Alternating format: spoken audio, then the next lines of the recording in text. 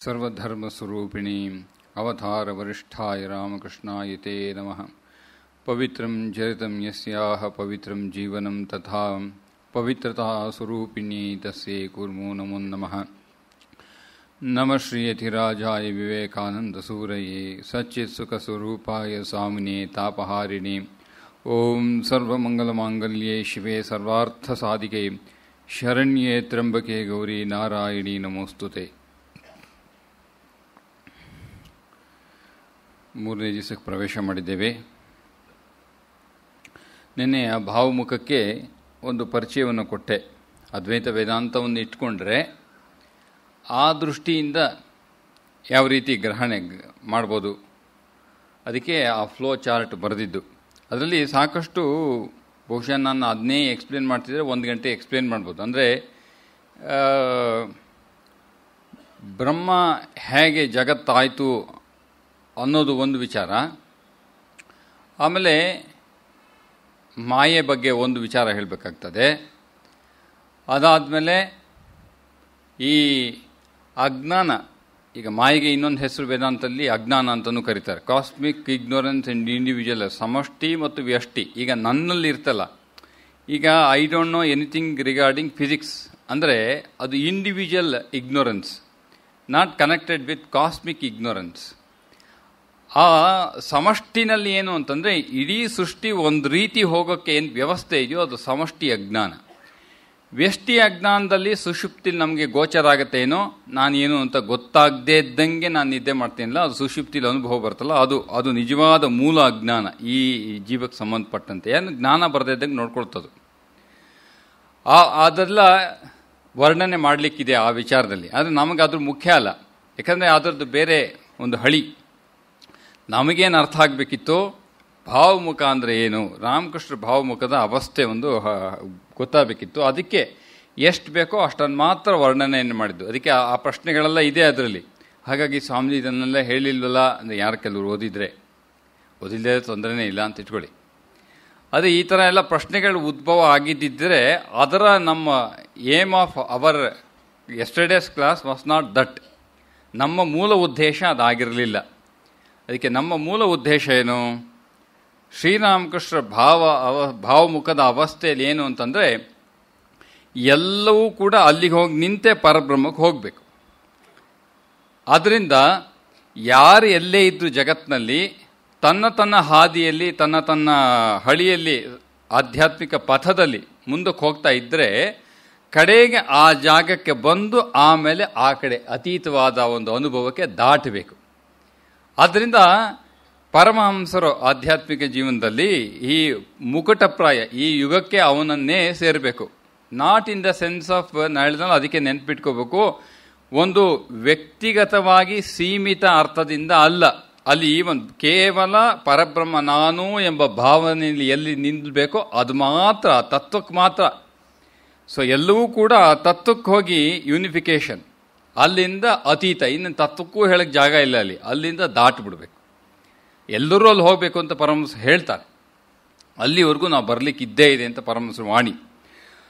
ಅದನ್ನೆಲ್ಲ ನೋಡ್ತಾ ಇದ್ದಾಗ the degree of manifestation of spirituality, ನಿನ್ನೆ ವಿಷ್ಣುಪುರ್, ಮಾಯಾ ವಿಷ್ಣುಪುರ್, ಅದರ ಉದಾಹರಣೆ, ಮೃಣ್ಮಯಿಯ ಉದಾಹರಣೆಯನ್ನು ನಾವು ಹೇಳ್ತಾ ಇದ್ವಿ. ಆ ಘಟನೆಯಲ್ಲಿ ಸ್ವಾಮಿ ಅದಾದ ಮೇಲೆ ರಾಖಾಲ್ ಮಹಾರಾಜ್ ಅಂದ್ರೇನು, ಅದು ಒಂದು ಜಾಗಕ್ಕೆ ಸಂಬಂಧಪಟ್ಟಂತೆ ಅನುಭವ ಆಯಿತು. ವ್ಯಕ್ತಿಗತವಾದ ಅನುಭವ, ವ್ಯಕ್ತಿಗಳು ಬಂದಾಗ ಅವನಲ್ಲಿ ಸತ್ವ ಎಷ್ಟಿದೆ, ರಜಸ್ಸ ಎಷ್ಟಿದೆ, ತಮಸ್ಸು ಎಷ್ಟಿದೆ, ಆಧ್ಯಾತ್ಮಿಕ ಜೀವನಿಗೆ ಆಗುತ್ತೋ ಬಿಡುತ್ತೋ ಅದು ಕೂಡ ಸ್ಪಷ್ಟವಾಗಿ ಶ್ರೀರಾಮಕೃಷ್ಣಗೆ ಅರ್ಥ ಆಗ್ತಾ ಇತ್ತು. ಅದಕ್ಕೆ ನಿನ್ನೆ ಒಂದು ಉದಾಹರಣೆಯನ್ನು ಕೊಟ್ಟೆ. ಒಬ್ಬ ವ್ಯಾಪಾರಿನೋ ಒಬ್ಬ ಅಪರಿಚಿತ ವ್ಯಕ್ತಿ 3-4 ಜನ ಇದರಲ್ಲಿ ಬಂದು ಸಾರೋಟ್ನಲ್ಲಿ ಬಂದು ರಾಕ್ ಹಾಲನ್ನು ಕೇಳಿ ಆಮೇಲೆ ಅವ್ರ ಪಂಚವಟಿಗೆ ಹೋದರು. ಶ್ರೀರಾಮಕೃಷ್ಣ ಹೇಳಿಲ್ಲ, ಈ 10 ಜನ ಮಾತ್ರ ಅವನಲ್ಲಿ ಹೋಗೋ ತೆಗೆಯಕ್ಕಾಗದೇ ಇದ್ದಷ್ಟು ಇದೆ ಅವನಲ್ಲಿ ಘನೀಭೂತವಾಗಿ, ನಮ್ಮಂಥವನು ಯಾರ ಪಾಪ. ಆ ಉದಾಹರಣೆಗೆ ನಿಲ್ಲಿಸಿದ್ದೆ ನಾನು ನಿಮಗೆಲ್ಲ. ಅಂದರೆ ಒಂದು ರೀತಿ ಹಾಸ್ಯ, ಬಟ್ ಸತ್ಯ ತಾನೇ ಅದು. ಅಸತ್ಯ ಪರಮಾತ್ಮನ ಮುಂದೆ ಅಸತ್ಯ ಹೇಳಿ ಏನಿಲ್ಲ, ಕೊನೆಗೂ ಅವನು ತಾನೇ ಸಾಕ್ಷಿ, ನೀವು ಕೊಡೋದಿಲ್ಲ ಸಾಕ್ಷಾತ್ಕಾರ, ಅವನೇ ಕೊಡಬೇಕು. ಅವನ ಮುಂದೆ ಬಿಚ್ಚಿ ಯಾವಾಗ ಪ್ರಾರ್ಥನೆ ಮಾಡ್ತಾರೋ ಎಲ್ಲವನ್ನೂ ಹೇಳ್ಕೊಂಡ್ಬಿಡ್ಬೇಕು. ಏನೇನು ಆಲೋಚನೆ ಬರುತ್ತೆ, ಏನೇನು ಮನಸ್ಸಲ್ಲಿ ಆಗ್ತದೆ ಎಲ್ಲವನ್ನೂ ಬಿಚ್ಚಿ ಹೇಳ್ಬಿಡ್ಬೇಕು. ಯಾಕೆ ಶ್ರೀರಾಮಕೃಷ್ಣ ಏನು ಮಾಡ್ತಾಯಿದ್ರು, ಈ ಶರೀರದ ಬಟ್ಟೆ ಜನವಾರನೂ ಸಹಿತ ಪಕ್ಕಕ್ಕಿಟ್ಟು ಸಾಧನೆ ಕೂರ್ತಾಯಿದ್ರು. ಯಾವುದೂ ಮುಚ್ಚುವಂಥದ್ದು ಏನಿದೆ ಮುಚ್ಚಕ್ಕೆ, ಅವನ ಮುಂದೆ ಜನ ಅಪಾರ್ಥ ಮಾಡ್ಕೊಳ್ತಾರೆ. ಅದಕ್ಕೆ ಅವ್ರ ಹತ್ರ ಬಿಚ್ಕೊಳಕ್ಕೆ ಹೋಗ್ಬಾರ್ದು, ಜನ ಹತ್ರ ಹೆಚ್ಚಿಗೆ ವ್ಯವಹಾರ ಇಟ್ಕೋಬಾರ್ದು. ಭಕ್ತದ ದೃಷ್ಟಿಯಿಂದ ಸರಿ, ಅದು ವ್ಯಕ್ತಿಗತವಾಗಿ ತುಂಬ ಸಂಬಂಧ ಏನೂ ಇಲ್ಲ. ಯಾಕಂದ್ರೆ ನಮ್ಮ ಸಂಬಂಧ ಅವನೊಂದಿಗೆ ಇಟ್ಕೋಬೇಕು, ಅವನ ಮೂಲಕ ಇಲ್ಲಿರಬೇಕು, ಬರೀ ಇಲ್ಲಿರಬಾರ್ದು. ಅದು ತುಂಬ ಬಿಸಿ ಕೊಡ್ತದೆ. ಇದಾದ ಮೇಲೆ ಇನ್ನೊಂದು ಉದಾಹರಣೆ, ಈಗ ವ್ಯಕ್ತಿಗೆ with respect to people who are coming to Sriramakrishna, ಪರಮಹಂಸರ ಅವ್ರಿಗೆ ಯಾವ ರೀತಿ ಲೆಕ್ಕ ಹಾಕ್ತಾರೆ ಅಂತ. ಅದೇ ನಿನ್ನೆ ಆ ಉದಾಹರಣೆಯಲ್ಲಿ ಇನ್ನೊಂದು ಶ್ರೀರಾಮಕೃಷ್ಣ ಹೇಳಿದ್ರಲ್ಲ, ವ್ಯಕ್ತಿಗಳು ಬಂದಾಗ ಅಥವಾ ಜಗತ್ತು ಪಂಚೇಂದ್ರಿಯ ಮೂಲಕ ಈ ಜಗತ್ತನ್ನು ಅರಿಯುತ್ತಿರುವಾಗ ಅವರಿಗೆ ಹೇಗೆ ಗ್ರಾಹ್ಯ ಆಗ್ತಿತ್ತು, ಕಾರಣ ಸಮೇತ ಕಾರ್ಯ ನೆನಪಾಗ್ತಿತ್ತು. ಕಾರಣ ಸಮೇತ ಕಾರ್ಯ ಇದೆಲ್ಲ ಟೆಕ್ನಿಕಲ್ ಪದ, ಹಾಗೆಯೇ ಉಪಯೋಗಿಸ್ಬೇಕು. ಆ್ಯಕ್ಚುಲಿ ಕಾರ್ಯ ಸಮೇತ ಕಾರಣ ಅಥವಾ ಕಾರ್ಯದ ಸಮೇತ ಕಾರ್ಯ ಅಂತಂದರೆ, ಈ ಟೇಬಲ್ ಇದೆಯಲ್ಲ, ಇದು I am seeing this as a table. ಈ ಟೇಬಲ್ ಅನ್ನೋಕ್ಕೇನು ಒಂದು ಹೆಸರು ಟೇಬಲ್ ಅಂತಿದೆ, ಇದಕ್ಕೊಂದು ರೂಪ ಇದೆ, ಅದೇ ನಾಮ ಮತ್ತು ರೂಪ ಬಂತು. ಇದಕ್ಕೆ ಕಾರಣ ಏನು? Wood. The efficient cause, material cause is wood. Efficient cause is man, the creative being behind this. ಹಾಗೆಯೇ ಇಲ್ಲಿ ಇಡೀ ಜಗತ್ತು, ಇದಕ್ಕೆ ಒಂದು ವಸ್ತು ಬೇಕು ನಿರ್ಮಾಣ ಮಾಡಲಿಕ್ಕೆ. ಇದಕ್ಕೆ ಎಫಿಷಿಯಂಟ್ ಕಾಸ್ ಯಾರು? ಭಗವಂತ. ದ ಮೆಟೀರಿಯಲ್ ಕಾಸ್ ವೇದಾಂತ ಹೇಳ್ತಾರೆ, ಬ್ರಹ್ಮವೇ ಅಂತ ಹೇಳ್ತಾರೆ. ಆದ್ದರಿಂದ ಇಲ್ಲಿ ಕಾಣ್ತಿರೋ ಪ್ರತಿಯೊಂದು ರೂಪ ಮತ್ತು ನಾಮವನ್ನು ಇಲ್ಲಿ ನಾನು ನೋಡ್ಬೇಕಾದ್ರೆ ನನಗೆ ವುಡ್ ಈಸ್ ಕ್ವೈಟ್ ನ್ಯಾಚುರಲ್. ನನಗೆ ಕಲ್ಪನೆ ಬರ್ತೋ, ಇದು ಮರದಿಂದ ಆಗಿದ್ದಪ್ಪ, ಟೇಬಲ್ಲು ಮತ್ತು ರೂಪ, ಇದನ್ನು ನಾನು ನೋಡ್ತಾ ಇದ್ದೀನಿ, ಸಲೀಸಾಗಿ ಹೇಳ್ಬೋದು. ಆದರೆ ಈ ಜಗತ್ತು ಮತ್ತು ಮನುಷ್ಯರನ್ನು ನೋಡ್ಬೇಕಾದ್ರೆ ಪರಬ್ರಹ್ಮ ನಮ್ಮ ಕಣ್ಣಿಗೆ ಕಾಣಲ್ಲ. ಆಧ್ಯಾತ್ಮಿಕ ಆತ್ಮ ಸಾಕ್ಷಾತ್ಕಾರ, ಅದೇನು ಉನ್ನತ ಮಟ್ಟದ ಸಾಕ್ಷಾತ್ಕಾರ ಆಗೋವ್ರಿಗಾಗಲ್ಲ. ಸಾಧಾರಣ ಮಟ್ಟದ, ಈಗ ದೇವಿ ದರ್ಶನ ಆಯಿತು, ಕೆಲವು ದರ್ಶನಗಳಾಯಿತು, ನಿಮ್ಮ ಕಾಳಿ ದರ್ಶನ ಆಯಿತು, ಕೆಲವು ಸಿದ್ಧಿ ಆಯಿತು. ಹಾಗಾದರೆ ನಿಮಗೆ ಆಗುತ್ತೆ ಪರಬ್ರಹ್ಮನ ರೂಪಗಳು, ಸಚ್ಚಿದಾನಂದ ರೂಪನಾದ ಈ ಜಗತ್ತು ಅರಿವಿಗೆ ಬರ್ತದೆ ಅಂತ ಹೇಳೋದು ಕಷ್ಟ. ಯಾಕೆಂದರೆ ಶಾರದಾಂಜಿ ಸ್ವಾಮೀಜಿ ಪರಮಹಂಸರ ಸಂಪರ್ಕಕ್ಕೆ ಬಂದಾಗ ಪರಮಹಂಸರು ಒಂದು ಸಲ ಕೇಳ್ತಾರೆ, ಎಷ್ಟೋ ಸ್ವಲ್ಪ ಕೆಲವು ವರ್ಷಗಳು ಬಂದ ಮೇಲೆ ಏನು ಕೇಳ್ತಾರೆ ಪರಮಹಂಸರು ಶಾರದಾಂಜಿಗೆ, ನಿನಗೇನು ಬೇಕು? ಪರಮಹಂಸ ಕೇಳಿದ್ರು, ಇವನಿಗೆ ಬಹುಶಃ ಒಳ್ಳೆ ಬುದ್ಧಿವಂತ, ನಮ್ಮ ಥರ ಇರಲಿಲ್ಲ, ಅವ್ನಿಗೆ ಗೊತ್ತಾಯ್ತು ಏನು ಕೇಳಬೇಕು ಅಂತ ಗೊತ್ತಾಯಿತು. ಆ ಸಂದರ್ಭದಲ್ಲಿ ಶ್ರೀರಾಮಕೃಷ್ಣ ಪರಮಹಂಸರು ಅವನನ್ನು ಕೇಳಿ, ಶಾರದಾಂಜಿ ನಿಂಗೇನು ಬೇಕು? ಅವಾಗ ಶಾರದಾಂಜಿ ಏನು ಹೇಳಿದ್ರು, ನಾನು ಪ್ರತಿಯೊಂದು ಜೀವಿನಲ್ಲೂ ಅದೇ ಚೈತನ್ಯವನ್ನು ಕಾಣುವಂತಾಗಬೇಕು. ಅದಕ್ಕೆ ಶ್ರೀರಾಮಕೃಷ್ಣ ಹೇಳ್ತಾರೆ, ಓ ಅದು ಕಷ್ಟ. ಯಾಕೆ ಅಂತ, ಅದು ಕಡೆ ಮಾತು, ಸಾಧನೆಯ ಅಂತಿಮ ಘಟ್ಟ, ಅದು ಈಗ ಕೊಡಲಿಕ್ಕಾಗಲ್ಲ. ಈ ಶಾರದಾಂಜಿ ಹೇಳಿದ್ರು, ಅಂತಿಮ ಘಟ್ಟವೇ ನನಗೀಗ ಬೇಕಾದ್ದು, ಸಾಧಾರಣ ಮಟ್ಟ ನಂಗೆ ಬೇಕಿಲ್ಲ, ಅದಕ್ಕೆ ಕಾಯಿ. ಪರಮಹಂಸ ಕೊಡಲಿಲ್ಲ, ಯು ವೆಯ್ಟ್ ಅಂತ ಹೇಳಿದರು. ಕೊನೆ ಹಂತದಲ್ಲಿ ಅವರ ಶರೀರ ಆ ಅವಸ್ಥೆಯಲ್ಲಿ ಹಿ ಕುಡ್ ಗೋ, ಅಲ್ಲಿಗೆ ಹೋಗಲಿಕ್ಕೆ ಒಂದು ಅವಕಾಶ ಆಯಿತು ಶಾರದಾಂಜಿಗೆ. ಅದಕ್ಕೆ ಆಧಾರದ ಮೇಲೆ ಇದನ್ನೆಲ್ಲ ಬರೆದಿದ್ದು ಶಾರದಾಂಜಿ ನಮ್ಮ ಗ್ರೇಟ್ ಮಾಸ್ಟರ್ನೆಲ್ಲ. ಅದಕ್ಕೆ ಆ ಮಟ್ಟದ ಅನುಭವ ಬರಬೇಕು ಅಂತಂದರೆ ಇಟ್ ಟೇಕ್ಸ್ ಲಾಟ್, ಅದು ಹೋಗೋಕ್ಕೆ. ಅದರಿಂದ ಪರಮಹಂಸರಿಗೆ ಪ್ರತಿಯೊಂದು ಜಗತ್ತು, ನಾಮರೂಪ ಜಗತ್ತು ನೋಡ್ತಿರ್ಬೇಕಾದ್ರೆ ಜೊತೆಗೆ ಸಚ್ಚಿದಾನಂದನ ಹಿಂದ್ಗಡೆ ಇರ್ತಕ್ಕಂಥದ್ದು ಪ್ರತಿಯೊಂದು ಕಾಣುತ್ತೆ. ಅದಕ್ಕೆ ಪರಮಹಂಸರೇ ಕೊಡೋ ಉದಾಹರಣೆ ಏನು, ಒಂದು ಹತ್ತಿಯಿಂದ ಸಾಕಷ್ಟು ವಸ್ತುಗಳನ್ನು ಮಾಡಿದರೆ, ದಿಂಬು, ಹಾಸಿಗೆ, ಸೋಫಾ ಎಲ್ಲವನ್ನೂ ಕೂಡ ಹತ್ತಿ ಹಿಂದ್ಗಡೆ ಇದೆ ಅಂತ ಹೇಗೆ ಅರ್ಥ ಆಗ್ತದೋ, ಕೇವಲ ಬಣ್ಣ ಮತ್ತು ಉಪಯೋಗಿಸಿದಂಥ ವಸ್ತು, ಕೆಲವರಿಗೆ ಕಾಟನ್ ಇರ್ಬೋದು, ಕೆಲವರಿಗೆ ಪಾಲಿಥಿನ್ ಇರ್ಬೋದು, ಕೆಲವರಿಗೆ ರೆಕ್ಸಿನ್ ಇರ್ಬೋದು, ಎಕ್ಸ್ಟರ್ನಲ್ ಕವರ್, ಇದು ಮಾತ್ರ ವ್ಯತ್ಯಾಸ ಆಗ್ತದೆ. ಒಳಗಡೆ ಎಲ್ಲದರಲ್ಲೂ ಇರತಕ್ಕಂಥದ್ದು ಒಂದೇ ವಸ್ತು, ಹತ್ತಿ. ಶ್ರೀರಾಮಕೃಷ್ಣ ಹೇಳ್ತಾರೆ, ಏನೇ ಜಗತ್ತಿನ ವಸ್ತು ಇರಲಿ, ನನಗೆ ಹತ್ತಿ ಮೂಲಕವೇ ವಸ್ತು ಕಾಣೋದು. ನನಗೆ ವಸ್ತು ಕಂಡು ಹತ್ತಿ ಕಾಣೋದಲ್ಲ, ಹತ್ತಿ ಮೂಲಕ ವಸ್ತು ಕಾಣ್ತದೆ. ಅದರಿಂದ ಶ್ರೀರಾಮಕೃಷ್ಣ ಹೇಳ್ತಾರೆ, ಏನು ಹೇಳ್ತಾರೆ, ಕಾಶಿಪುರ್ ಗಾರ್ಡನ್ ಹೌಸಲ್ಲಿ ನನಗೆಲ್ಲವೂ ಕೂಡ ದಿಂಬಿನ ರೂಪದಲ್ಲಿ ಕಾಣ್ತಾ ಇದೆ. ಒಳಗೆ ದಿಂಬಿನ ಮುಸ್ಕು, ದಿಂಬಿಗೆ ಕವರ್ ಹಾಕ್ತೀವಲ್ಲ ಮೇಲ್ಗಡೆ, ಆ ರೀತಿ ಯಾರೋ ಒಬ್ಬ ಎಲ್ಲವಕ್ಕೂ ಒಂದು ಮುಸ್ಕನ್ನು ಹಾಕೊಂಡು ಒಳಗಡೆ ಅವನು ಭಗವಂತ ಅಥವಾ ಕಾಡಿ ಎಲ್ಲವನ್ನೂ ಆಡಿಸ್ತಾ ಇದ್ದಾನೆ ಅಂತ ಅನಿಸುತ್ತೆ. ಅಂದರೆ ಏನು, ಹತ್ತಿ ಮೂಲಕ ಜಗತ್ತು ಕಾಣ್ತಾ ಇದೆ. ಪ್ರತಿಯೊಂದು ಕೂಡ ಕಾರಣದಿಂದ ಕಾರ್ಯವನ್ನು ಸಹಜ ಸ್ಪಷ್ಟವಾಗಿ ಕಾಣ್ತಾ. ಅದು ಪರಮಹಂಸರ ಅವಸ್ಥೆ. ನಿನ್ನೆ ಅಲ್ಲಿ ವಾಕ್ಯ ಬಿಟ್ಟು ಹೋಯ್ತು ಹೇಳೋತ್ತಿಗೆ.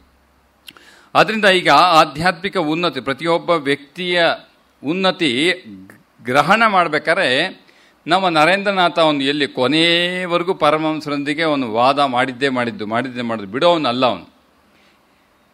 ಅವನೇನು ಮಾಡ್ತಿದ್ದ, ಒಂದು 2 ವರ್ಷ ಪರಮಹಂಸರ ಸಂಪರ್ಕಕ್ಕೆ ಬಂದ ನಂತರ ಈಗಾಗಲೇ ಪರಮಹಂಸರು ಅವನೊಂದಿಗೆ ಪ್ರೀತಿಯನ್ನು ಹಂಚಿಕೊಂಡಿದ್ದಾರೆ. ಯಾವುದು? ದಿವ್ಯ ಭಾವದ ಪ್ರೇಮವನ್ನು, ಸಾಧಾರಣ ಪ್ರೀತಿ ಪ್ರೇಮ ಅಲ್ಲ, ಅದು ದಿವ್ಯ ಭಾವದ ಪ್ರೇಮವನ್ನು ನರೇಂದ್ರನೊಂದಿಗೆ ಹಂಚಿಕೊಂಡಿದ್ದಾರೆ. ಅವನಿಗೂ ಅರ್ಥ ಆಗ್ತಾ ಇದೆ ಇದು ಯಾವುದೋ ಸಾಧಾರಣವಾದಲ್ಲ, ವಿಶೇಷವಾದದ್ದು. ಸಾಧಾರಣವಾದ ಪ್ರೇಮ ಇದು ಅಲ್ಲವೇ ಅಲ್ಲ ಅಂತ ಅವನಿಗೆ ಅಷ್ಟು ಅರ್ಥ ಆಗಿದೆ. ಯಾಕಂದ್ರೆ ಅವನು ಸಂಸ್ಕಾರವಂತ, ಶುದ್ಧ ಸಾತ್ವಿಕ ವ್ಯಕ್ತಿ, ಧ್ಯಾನ ಸಿದ್ಧನಾಗಿದ್ದು. ಪರಮಹಂಸರು ಬರೋತ್ತಿಗೆ ಅದೇ ಒಂದು ಪ್ರಾಬ್ಲಮ್ ಏನು ಗೊತ್ತೇನು, ಪರಮಹಂಸರ ಸಂಪರ್ಕಕ್ಕೆ ಬರೋಕ್ಕಿಂತ ಮುಂಚೆ ಸ್ವಲ್ಪ ಹೋರಾಡಿದರೆ ಅಲ್ಲಿಂದ ಮುಂದೆ ಹೋಗೋದು ಭಾಳ ಸಲೀಸು. ಏನಿಯೋ ಇಲ್ಲಿ ಈ ನರೇಂದ್ರನಾಥ ಪರಮಹಂಸರ ಹತ್ರ ಬಂದ ಮೇಲೆ ಇಷ್ಟು ಅನುಭವ, ಪ್ರೇಮವನ್ನು ಅನುಭವಿಸಿದ ಮೇಲೆ ಅವನಿಗನ್ನಿಸ್ತು ಇದು ಯಾವುದೋ ವಿಶೇಷವಾದ, ಸಾಧಾರಣವಾದ ಪ್ರೇಮವಲ್ಲ. ಹಾಗಾದರೆ ಅವನು ಒಂದು ಭಾಳ ಒಳ್ಳೆಯ ವ್ಯಕ್ತಿ. ಅವನಿಗೇನು ಅಂದರೆ ಯಾವುದು ಉತ್ತಮವೋ 4 ಜನಕ್ಕೆ ಕೊಡಬೇಕು ಅಂತ ಅವನ ಹಂಬಲ ಮುಂಚಿಂದ ಇತ್ತು. ಅದರಿಂದ ಅವನೇನು ಮಾಡ್ದ, ತನ್ನ ಕಾಲೇಜ್ನಲ್ಲಿ ಇದ್ದಂಥ ಕೆಲವು ಸ್ನೇಹಿತರನ್ನೆಲ್ಲ ಪರಮಹಂಸರ ಸಂಪರ್ಕಕ್ಕೆ ಕರ್ಕೊಂಬಂದ. ಇವ್ರಿಗೂ ಸ್ವಲ್ಪ ಪರಿಚಯ ಆಗಲಿ ಅಂತ. ಪರಮಹಂಸರು ಎಲ್ಲ ಬಂದಿದ್ದಾರೆ, ನರೇಂದ್ರನ್ ಬಿಟ್ಟು ಆ ಕಡೆ ಯಾರ ಮುಖನೂ ನೋಡ್ತಾ ಇಲ್ಲ. ಯಾವುದೇ ಕಾರಣಕ್ಕೂ ಪರಮಹಂಸರು ಅವನ ಸ್ನೇಹಿತರನ್ನ ಮೂಸು ನೋಡಲ್ಲ ಅಂತ ಕನ್ನಡದಲ್ಲಿ ಹೇಳ್ತಾರಲ್ಲ, ಹಾಗೆ ನರೇಂದ್ರನ್ ತುಂಬ ಕೋಪ. ಅವನು ಪಕ್ಕದಲ್ಲಿ ಹೊರಗಡೆ ಬಂದಮೇಲೆ ಕೇಳ್ತಾನೆ, ಮಹಾಶಯರೇ ಯಾಕೆ ನೀವು ಹೀಗೆ, ಏನು ಬೇಕಿತ್ತು? ನನ್ನ ಜೊತೆ ನನ್ನ ಸ್ನೇಹಿತರನ್ನೆಲ್ಲ ಕರ್ಕೊಂಬಂದಿದ್ದೀನಿ ನೋಡಿ, ನೀವು ನನಗೊಂದಷ್ಟು ಪ್ರೀತಿ ಪ್ರೇಮವನ್ನೆಲ್ಲ ತೋರಿಸಿದಿರಲ್ಲ, ಯಾಕೆ ಅವ್ರ ಮೇಲೆ ಹರಿಸಬಾರ್ದು? ನೀವು ಅವ್ರಿಗೂ ಸ್ವಲ್ಪ ಹರಿಸಿ. ಅದಕ್ಕೆ ಶ್ರೀರಾಮಕೃಷ್ಣ ಹೇಳ್ತಾರಂತೆ, ಆಗೋದಿಲ್ಲಪ್ಪ, ಅದು ಅವ್ರಿಗೆಲ್ಲ ಆಗೋದಿಲ್ಲ. ಯಾಕೆ ಆಗೋದಿಲ್ಲ? ಅವರಿನ್ನೂ ಸಿದ್ಧರಾಗಿಲ್ಲ. ನರೇಂದ್ರ ಏನು ವಾದ ಮಾಡ್ತಾನೆ ಗೊತ್ತೇನು? ನೋಡಿಯಪ್ಪ, ಒಬ್ಬ ಪಂಡಿತನಾಗಬೇಕು ಅಂತ ಇಟ್ಕೊಳ್ಳಿ. ಯಾರೋ ಒಬ್ಬ ವ್ಯಕ್ತಿಗೆ ಒಂದು ಇಚ್ಛೆ ಇದೆ, ಪಂಡಿತನಾಗಬೇಕು. ಪಂಡಿತ ಅಂತಂದರೆ ಹೆಚ್ಚು ತಿಳಿದವನು ಅಂತ ಅರ್ಥ. ಶ್ರೀರಾಮಕೃಷ್ಣ ಅರ್ಥದಲ್ಲಿ ಪಂಡಿತ ಅಂದರೆ ಬೇರೆ, ಭಗವದ್ಗೀತೆಯಲ್ಲಿ ಪಂಡಿತ ಅಂದರೆ ಬೇರೆ. ಭಗವದ್ಗೀತೆಯಲ್ಲಿ ಪಂಡಿತಾಹ ಅಂತಂದರೆ, ಅಥವಾ ಪಂಡಿತಾಹ ಅಂತಂದರೆ ಜ್ಞಾನಿ ಅಂತ ಅರ್ಥ, ಆತ್ಮವನ್ನು ಅರಿತವನು ಅಂತ. ಪಂಡಿತಾಹ ಇತ್ತೇ ಪಂಡಿತಾಹ. ಇಲ್ಲಿ ಪಂಡಿತರು ಅಂದರೆ ಲೌಕಿಕ ದೃಷ್ಟಿಯಿಂದ ನರೇಂದ್ರ ಉಪಯೋಗಿಸ್ತಾ ಇದ್ದಾನೆ. ಒಬ್ಬ ಅದ್ಭುತವಾದ ಒಬ್ಬ ಪಂಡಿತ ಅಂದರೆ ಹೇಗಿರ್ತಾನೆ? ಅವನೇನು ಮಾಡ್ತಾನೆ, ಒಂದು ಇಚ್ಛಾಶಕ್ತಿ, ವಿಲ್ ಪವರ್, ಇನ್ನೊಂದು ಸ್ವಪ್ರಯತ್ನ, ಸೆಲ್ಫ್ ಎಫರ್ಟ್. ಈ ಎರಡನ್ನು ಹಾಕಿದರೆ ಈ ಜಗತ್ತಿನಲ್ಲಿ ಯಾರು ಬೇಕಾದರೂ ಪಂಡಿತರಾಗಬಹುದು. ಇದು ನರೇಂದ್ರನ ವಾದ. ಅವನು ಹೇಳ್ತಾ ಇದ್ದಾನೆ, ಒಂದು ಇಚ್ಛಾಶಕ್ತಿ, ಇನ್ನೊಂದು ವಿಲ್ ಪವರ್. ಈ ಎರಡನ್ನು ಹಾಕಿ, self effort and will power both combine together you can achieve anything in this world. ಇದು ನನ್ನ ಧೋರಣೆ, ನರೇಂದ್ರ ಹೇಳಿದ್ರು, ಇದು ನನ್ನ ಧೋರಣೆ.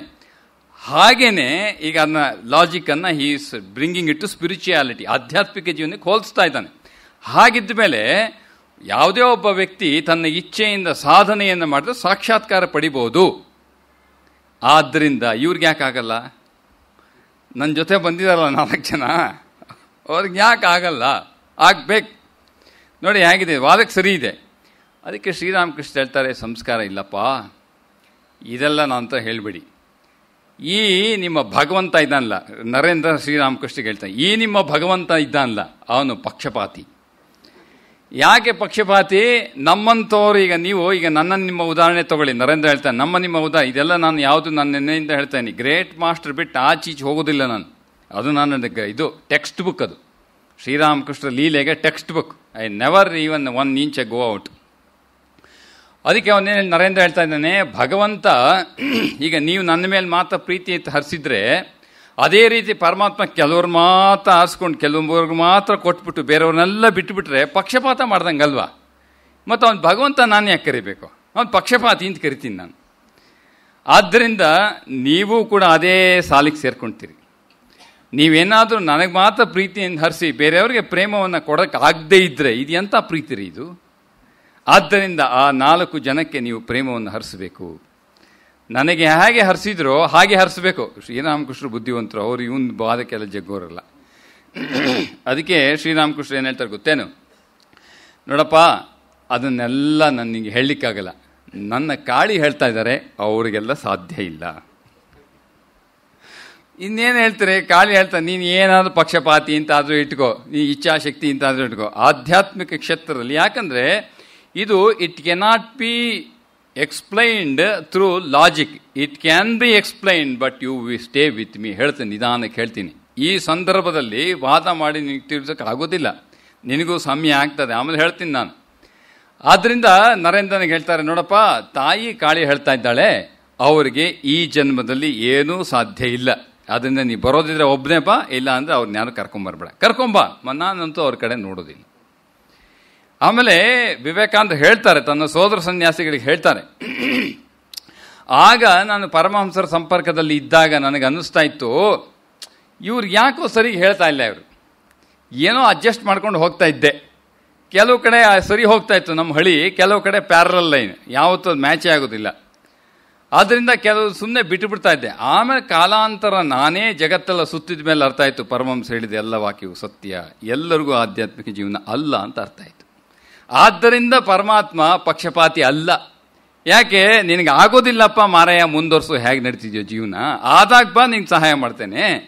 ಎಲ್ಲರಿಗೂ ಉನ್ನತಿ ಕೊಡೋಕ್ಕಾಗೋದಿಲ್ಲ. ಎಲ್ಲರೂ ಚೈತನ್ಯ ಹೋಕ್ ಅಂತ ಕಾಶಿಪುರ ಗಾರ್ಡನ್ ಹೌಸಲ್ಲಿ ಕೆಲವ್ರಿಗೆ ಮಾತ್ರ ಶ್ರೀರಾಮಕೃಷ್ಣ ಮುಟ್ಟ ಅನುಭವ ಕೊಟ್ಟದ್ದು, ಚೈತನ್ಯ ಹೋಕ್ ಅಂತ ಹೇಳಿ.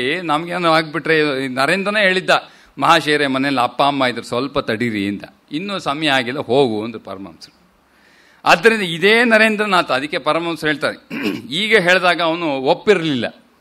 ಆಮೇಲೆ ಮುಂದೆ ತನ್ನ ಶಾರದಾಂಜಿಗೆ ಹೇಳ್ತಾನೆ, ಆಗ ಪರಮಹಂಸರೊಂದಿಗೆ ವಾದ ಮಾಡಿದ್ದೆ, ಈಗ ನನಗೆ ಅರ್ಥ ಆಗ್ತದೆ, ಪರಮಹಂಸರು ಹೇಳಿದ್ದೆಲ್ಲವೂ ಸತ್ಯ. ಅದಕ್ಕೆ ಶ್ರೀರಾಮಕೃಷ್ಣ ಪರಮಹಂಸರು ವ್ಯಕ್ತಿಯನ್ನು ನೋಡಿದಾಗ ಹಿಂದ್ಗಡೆ ಅದಕ್ಕೆ ಹೇಳ್ತಾರೆ, ಎಲ್ಲವೂ ಪರಮಲ್ಲ, ಅದ್ವೈತ ವೇದಾಂತ ಎಲ್ಲವೂ ಆ ಚೈತನ್ಯ ಇದ ಮೇಲೆ ಯಾಕೆ ತಾರತಮ್ಯ, ವ್ಯಕ್ತತೆಯಲ್ಲಿ ತಾರತಮ್ಯ. ಅದಕ್ಕೆ ಬೇಕಾದ ನಾಮರೂಪದಲ್ಲಿ it is always a difference, manifestation difference ಇರಲೇಬೇಕು. ವ್ಯಕ್ತತೆಯಲ್ಲಿ ತಾರತಮ್ಯ ಇದೆ, ತತ್ವದಲ್ಲಿ ಯಾವಾಗಲೂ ಏಕತೆ ಇರ್ತದೆ. ಅದಕ್ಕೆ ತತ್ವವನ್ನು ಕಂಡಾಗ ವ್ಯಕ್ತತೆ ಕಾಣುವುದಿಲ್ಲ, ವ್ಯಕ್ತ ಕಂಡಾಗ ತತ್ವ ಕಾಣುವುದಿಲ್ಲ. ಎರಡು ಕಂಡರೆ ಯೋಗಿ, ಎರಡು ಕಾಣೋವರೆಗೂ ಸಾಧನೆ, ಸಿಕ್ಕಿದ ಮೇಲೆ ಅವನಾಯ್ತು, ಜಗತ್ತಿಗೆ ಕೈ ಮುಗಿದು ಹೋಗ್ತಾನೆ. ಆದ್ದರಿಂದ ಪರಮಹಂಸರು ತತ್ವ ವ್ಯಕ್ತತೆ ಎರಡನ್ನೂ ಏಕಕಾಲದಲ್ಲಿ ಕಾಣ್ತಾರೆ. ಎರಡೂ ಕಾಣದಿದ್ದಾಗ ನಿರ್ವಿಕಲ್ಪ ಸಮಾಧಿಯಲ್ಲಿ ಜಗತ್ತನ್ನು ಬಿಟ್ಟು ಬಾಹ್ಯ ಹೊರಟೋಗ್ತಾರೆ, ಅದು ಸಮಾಧಿ. ಆದ್ದರಿಂದ ಪರಮಹಂಸ ಹೇಳ್ತಾರೆ, ನನಗೆ ಎಲ್ಲವೂ ಕಾಣುತ್ತೆ, ಈಗಿಂದಲ್ಲ 3000 ವರ್ಷಗಳು ನನಗೆ ಗೋಚರಿಸಲ್ಪಡುತ್ತೆ, 1-2 ವರ್ಷಗಳಲ್ಲ. ಆದ್ದರಿಂದ ಅದನ್ನೆಲ್ಲ ನೋಡಿಕೊಂಡೇ ನಾನು ಪ್ರತಿಯೊಂದು ಹೆಜ್ಜೆಯನ್ನಿಡೋದು. ಈ ನರೇಂದ್ರನಾಥ್ ಇಷ್ಟಕ್ಕೆ ಬಿಟ್ಟಿರಲಿಲ್ಲ, ಸುಮ್ಮನೆ ಇದ್ದ. ಈ ಶಶಧರ ತರ್ಕ ಚೂಡಾಮಣಿ ಅಂತ ಬಹಳ ದೊಡ್ಡ ಪಂಡಿತ, ಮುಂದೆ ದಿವ್ಯ ಭಾವಕ್ಕೆ ಬಂದಾಗಲೂ 1-2 ಪ್ರಸಂಗ ಬರುತ್ತೆ, ಅಲ್ಲೂ ಸ್ವಲ್ಪ ಸೇರಿಸ್ತೀನಿ, ಇಲ್ಲೂ ಸ್ವಲ್ಪ ಸೇರಿಸ್ತೇನೆ. ಶಶಧರ ತರ್ಕ ಚೂಡಾಮಣಿ ಅಂತ ಆಗಿನ ಕಾಲದಲ್ಲಿ ಪ್ರಖ್ಯಾತ ಪಾಂಡಿತ್ಯವನ್ನು ಹೊಂದಂಥ ದೊಡ್ಡ ಮೇಧಾವಿ ಪಂಡಿತ ಅವನು. ಆತ ಇಲ್ಲಿ ಸ್ವಾರಸ್ಯ ನೋಡಿ, ಆತ ಕಲ್ಕಟಾ ನಗರದಲ್ಲಿ ಅವನ ಮಾತಿಗೆ ನಿಂತರೆ, ಇಲ್ಲಿ ನೀವೆಲ್ಲ ಕೂತಿದಿರಲಿಲ್ಲ, ಅವನ ಮಾತಿಗೆ ನಿಂತರೆ ಕೂರಕ್ಕೆ ಜಾಗ ಇರ್ತಿರಲಿಲ್ಲ, ಎಲ್ಲರೂ ನಿಂತ್ಕೊಂಡೇ ಕೇಳಬೇಕಾಯ್ತು. ಯಾಕೆಂದ್ರೆ ಜಾಗ ಇಲ್ಲ ಹಾಲ್ನಲ್ಲಿ, ಚೇರ್ ಹಾಕಿದ್ರೆ ಜಾಗ ಸಾಕಾಗ್ತಿರಲಿಲ್ಲ. 500-600 ಜನ ಮನೆಗೆ ಹೊಟ್ಟೋಗ್ಬಿಡ್ರು ಜಾಗ ಇಲ್ಲದೆ. ಆದರೆ ನರೇಂದ್ರ ಕೂಡ ಅವನ ಉಪನ್ಯಾಸವನ್ನು ಕೇಳ್ತಾ ಇದ್ದ, ತರ್ಕಚೂಡಾಮಣಿಯ ಉಪನ್ಯಾಸವನ್ನು ಹೋಗಿ ಕೇಳ್ತಾ ಇದ್ದ. ಅವನಿಗೆ ಎಷ್ಟು ಪೋರ, 18-19 ವಯಸ್ಸಿನ ಪೋರ, ಅವನು ಕನ್ನಡದಲ್ಲಿ ಹೇಳ್ತಾರೆ ಪೋರ ಅಂತ. ಅಷ್ಟು ಸಣ್ಣ ವಯಸ್ಸಿನ ನರೇಂದ್ರನಾಥ ಇವನು ಉಪನ್ಯಾಸ ಕೇಳಿ ಅವನು ಹೇಳ್ತಾ ಇದ್ದ, ಇವನಲ್ಲಿ there all technical flaws in his logical derivatives. ಇವನು ಮಾತಾಡೋದ್ರಲ್ಲಿ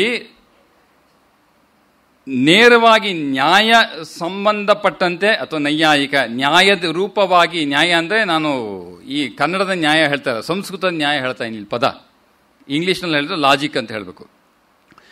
ನ್ಯಾಯಬದ್ಧವಾಗಿ ಇಲ್ಲ ಈತನ ಮಾತುಗಳು, ಹೇಳೋದು ಅದ್ಭುತವಾಗಿದೆ, ನ್ಯಾಯಬದ್ಧವಾಗಿಲ್ಲ ಅಂಥೇಳಿ ಶಶಧರ ಚೂಡಾಮಣಿ ತರ್ಕ ಚೂಡಾಮಣಿಯ ಮನೆಗೆ ಹೋಗಿ ವಾದ ಮಾಡ್ತಾ ಇದ್ದ ನರೇಂದ್ರ, ಇದು ಸರಿ ಇಲ್ಲ ಇದು ಅಂತ. ಆಮೇಲೆ ಬಂದ ಮೇಲೆ ದಕ್ಷಿಣೇಶ್ವರಕ್ಕೆ ಬಂದು ಪರಮಹಂಸರ ಹತ್ರ ವಾದ ಮಾಡ್ತಾ ಇದ್ದ, ಮಹಾಶಯರೇ ಈ ಥರ ಎಲ್ಲ ಮಾತಾಡ್ತಾ ಇದ್ದ ತರ್ಕ ಚೂಡಾಮಣಿ, ಒಮ್ಮೆ ಆದರೂ ನೀವು ಅವನು ನೋಡಬೇಕು. ಶ್ರೀರಾಮಕೃಷ್ಣ ನರೇಂದ್ರ ಹೇಳಿದ್ಮೇಲೆ ಹೋಗದೆ ಇರೋಕ್ಕಾಗ್ತಾ, ಬಾ ಅಂತ. ಸರಿ, ಅವನೇ ಕರ್ಕೊಂಬರ್ತಾನೆ, ನರೇಂದ್ರನಾಥ ಕರ್ಕೊಂಬರ್ತಾನೆ ಶಶಧರನ ಮನೆಗೆ.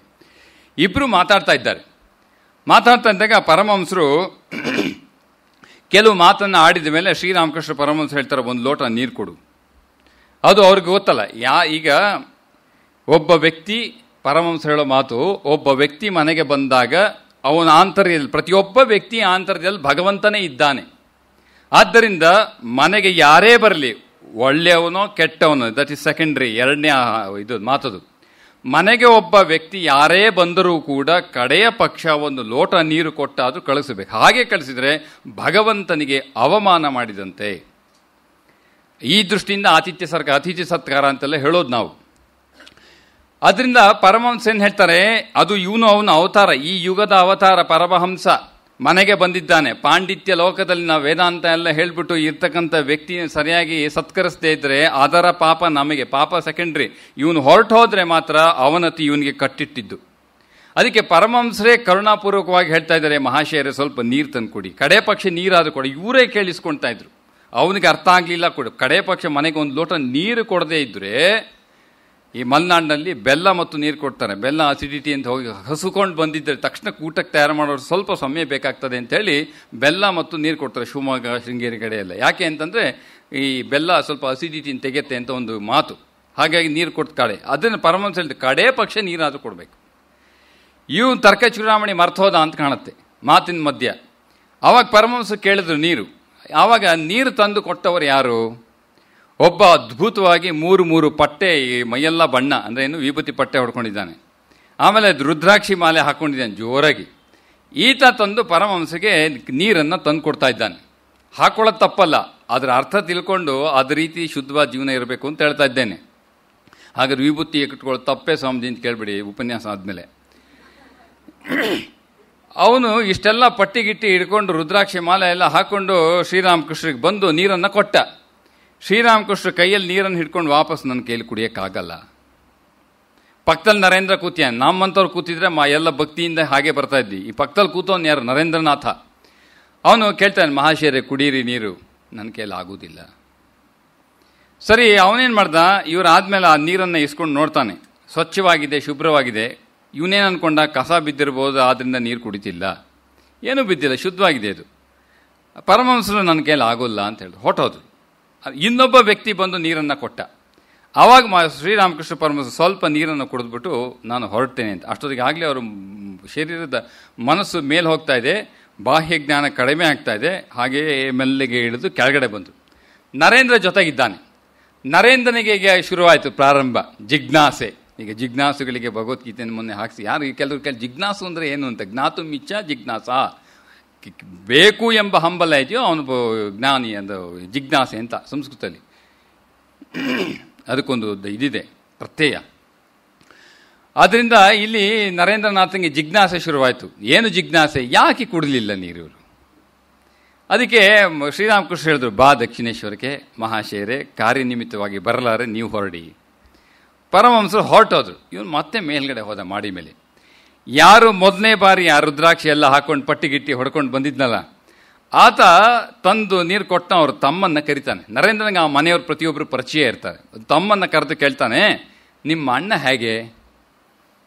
ಅದಕ್ಕೆ ಅವನು ಹೇಳ್ತಾನೆ, ನಮ್ಮ ಅಣ್ಣನ ಅವಗುಣದ ಬಗ್ಗೆ ಕೇಳಬೇಡ, ಸದ್ಗುಣ ಅಲ್ಲ ಅವಗುಣ. ನಮ್ಮ ಅಣ್ಣನ ಅವಗುಣದ ಬಗ್ಗೆ ತಮ್ಮನಾದವನು ಹೇಳೋದು ಚೆನ್ನಾಗಿರಲ್ಲ, ಸುಮ್ಮನೆ ಇದ್ಬಿಡಪ್ಪ, ಈಗ ನನಗೆ ಕಷ್ಟ ಆಗುತ್ತೆ. ಆಮೇಲೆ ಏನು ಮಾಡಿದೆ ನರೇಂದ್ರನಾಥ್, ಒಂದೇ 3-4 ದಿವಸ ಆದಮೇಲೆ ಇನ್ನೊಬ್ಬ ಸ್ನೇಹಿತನನ್ನು ಕರೆದು ಈ ವ್ಯಕ್ತಿ ಬಗ್ಗೆ ಸಂಪೂರ್ಣ ಮಾಹಿತಿ ತೆಗೆದುಕೊಳ್ತಾನೆ. ಅವನ ಶೀಲ ಮತ್ತು ಚಾರಿತ್ರ್ಯ ಸರಿಯಾಗಿರಲ್ಲ. ನೀವು ಅರ್ಥ ಮಾಡ್ಕೊಳ್ಳಿ, ನಾನು ಇಷ್ಟೇ ಪದ ಹೇಳೋದು. ಅವನ ಶೀಲ ಅಥವಾ ಚಾರಿತ್ರ್ಯ ಚೆನ್ನಾಗಿರುವುದಿಲ್ಲ, ಎಲ್ಲೆಲ್ಲೋ ಸಂಬಂಧ ಇರ್ತಾವಂತ. ಇದನ್ನು ಪರಮಹಂಸರಿಗೆ ಯಾರು ಹೇಳಿದರು? ಪರಮಹಂಸರಿಗೆ ಅವನು ಮಾಡಿಕೊಟ್ಟಿದ್ದೇನೋ ಕೇವಲ ಒಂದು ಲೋಟ ನೀರನ್ನು ತಂದು ಕೊಟ್ಟದ್ದಷ್ಟೇ. ಪರಮಹಂಸರಿಗೆ ಅವನಲ್ಲಿ ಒಂದು ಎಳೆಯಷ್ಟು ಅಪವಿತ್ರತೆ ಇದ್ದದ್ದು ಕಂಡರೆ ಅವನಿಂದ ಇವರು ಏನೂ ಕೂಡ ಸ್ವೀಕರಿಸಲಾರರು. ಯಾಕೆ? ಇವರು ಭಾವಮುಖದ ಅವಸ್ಥೆಯಲ್ಲಿ ಪ್ರತಿಯೊಬ್ಬ ವ್ಯಕ್ತಿಯಲ್ಲಿ ಬರುವ ಪ್ರತಿಯೊಂದು ಆಲೋಚನೆ ಇವರಿಗೆ ಪ್ರತಿಯೊಂದು ಸ್ಪಷ್ಟವಾಗಿ ಅರ್ಥ ಆಗ್ತದೆ. ಹಾಗಾಗಿ ಶಶಧರ ತರ್ಕ ಚೂಡಾಮಣಿ ಮನೆಯಲ್ಲಿ ಇವನು ನೀರು ಕೊಟ್ಟದ್ದು ಇವರು ಪರಮಹಂಸರಿಗೆ ಗ್ರಾಹ್ಯ ಆಗಲೇ ಇಲ್ಲ. ಅದಕ್ಕೆ ಶ್ರೀರಾಮಕೃಷ್ಣನೆಲ್ಲ ಇನ್ನೂ ವರ್ಣನೆ ಮಾಡ್ತಾರೆ. ಈ ಒಂದು ಬ್ರಹ್ಮಜ್ಞಾನಿಯ ಮನಸ್ಸಿನ ಲಕ್ಷಣ ಹೇಗಿರುತ್ತೆ ಅಂತ ಶಾರದಾಂಜಿ ಇನ್ನೂ ದೀರ್ಘವಾಗಿ ಹೋಗ್ತಾರೆ. ನಾನು ಹೇಳಿದ್ನಲ್ಲ, ಕೇವಲ ನಮ್ಮ 4 ದಿವಸಕ್ಕೆ ಎಷ್ಟು ಬೇಕೋ ಅಷ್ಟೇ, ಒಂದು ಚುಟುಕು, ಟಿಪ್ ಆಫ್ ಅನ್ ಐಸ್ಬರ್ಗ್, ಅಷ್ಟನ್ನು ಮಾತ್ರ ಹೇಳಲಿಕ್ಕಾಗೋದು. ಇದಾದ ಮೇಲೆ ಶಾರದಾಂಜಿ ಮಹಾರಾಜ್ ಒಂದು ಅದ್ಭುತವಾಗಿ ಒಂದು ವಿಚಾರ ಹೇಳ್ತಾರೆ ನೋಡಿ. ಈಗ ನಮ್ಮ ಮನಸ್ಸಿಗೂ ಅವನ ಮನಸ್ಸಿಗೂ ಏನು ಮುಖ್ಯವಾದ ವ್ಯತ್ಯಾಸ, ಯಾವುದು ಬಹಳ ಮುಖ್ಯವಾದದ್ದು ಅಂತಂದರೆ, ಅವನಿಗೆ ಈ ಜಗತ್ತಿನಲ್ಲಿ ಯಾವುದೇ ವಸ್ತುವಿನಲ್ಲಿ ಒಂದು ಎಳೆಯಷ್ಟು ಕೂಡ ಮೋಹ ಇರೋದಿಲ್ಲಂತೆ. ನಾಟ್ ಇವನ್ನೇ ಇದು ಒಂದು ಅಯೋಟ ಅಥವಾ ನಿಮ್ಮ ಈಗಿನ ಟೆಕ್ನಾಲಜಿ ನ್ಯಾನೋ ಅಷ್ಟು ಆಳದಲ್ಲೂ ಕೂಡ ಅವನಿಗೆ ಯಾವುದೇ ಮಟ್ಟದಲ್ಲಿ ಈ ಜಗತ್ತಿನ ಒಂದು ವಸ್ತು ಬಗ್ಗೆನೂ ಮೋಹ ಇರಲ್ಲ. ಹೀಗಿದ್ರೆ ಏನಾಗ್ತದೆ, ಮನಸ್ಸು 100ಕ್ಕೆ 100 ಇದ್ದಂಥ ಮನಸ್ಸು ಒಂದೇ ಕಡೆ ಹರಿಯುತ್ತೆ. ಅದು ಹೇಗೆ ಅಂತ ನಾನು ಸ್ವಲ್ಪ ಉದಾಹರಣೆ ಹೇಳ್ತೇನೆ. ಈ ರೀತಿ ಇದ್ದಾಗ ಈಗ ನೋಡಿ, ಶ್ರೀರಾಮಕೃಷ್ಣ ಪರಮಹಂಸರು ಶರೀರಕ್ಕೆ, ಮನಸ್ಸಿಂದ ಶರೀರಕ್ಕೆ ಒಂದು ಆದೇಶವನ್ನು ಕೊಟ್ಟರು. ಏನು? ಕಾಳಿ ಮಂದಿರದ ಎದುರುಗಡೆ ಇದ್ದ ಭೈರವನನ್ನು ತೋರಿಸಿ ಶ್ರೀರಾಮಕೃಷ್ಣ ಹೇಳಿದ್ರು, ಓ ಮನಸ್ಸೇ, ತಾವು ತಮ್ಮ ಮನಸ್ಸಿಗೆ ಹೇಳ್ಕೊಳ್ತಾ ಇದ್ದಾರೆ, ಓ ಮನಸ್ಸೇ, ಆ ಭೈರವ ಹೇಗೆ ಕೂತಿಯಾನೋ ಅವನು ಕಲ್ಲಿಂದ ತಯಾರಾದಂಥ ಭೈರವ ಆ ಕಾಳಿ ಮಂದಿರದ ನಾಟ್ಯ ಮಂದಿರದ ಮೇಲೆ ಇದೆ, ಕೂತಿದೆ. ಅದು ಈ ಭೈರವ ಹೇಗೆ ಒಂದು ಚೂರು ಅಲ್ಲಾಡದೆ ಹಾಗೆ ಸ್ಥಿರವಾಗಿ ಕೂತಿದ್ದಾನೋ, ನೀನು ಕೂಡ ಹಾಗೆ ಧ್ಯಾನಸ್ಥನಾಗಿ ಕೂರು ನೋಡೋಣ. ಅವಾಗೇನಾಯ್ತು, ತಮ್ಮ ಇಚ್ಛೆ ಇಲ್ಲದಂತೆಯೇ ಇಡೀ ಶರೀರದಲ್ಲಿ ಯಾರೋ ಒಬ್ಬರು ಬೀಗವನ್ನು ಹಾಕ್ತಿಗೆ. ಅದು ಪರಮಹಂಸರ ಶಬ್ದ ಕೂಡ ಕಳಕ್ ಕಳಕ್ ಕಳಕ್ ಅಂತ ಕೆಳಗಿಂದ ಮೇಲಕ್ಕೆ ಯಾರೋ ಬೀಗ ಹಾಕ್ತಂಗೆ ಆಗ್ತಿಂತೆ. ಎಲ್ಲಿವರೆಗೂ ಧ್ಯಾನ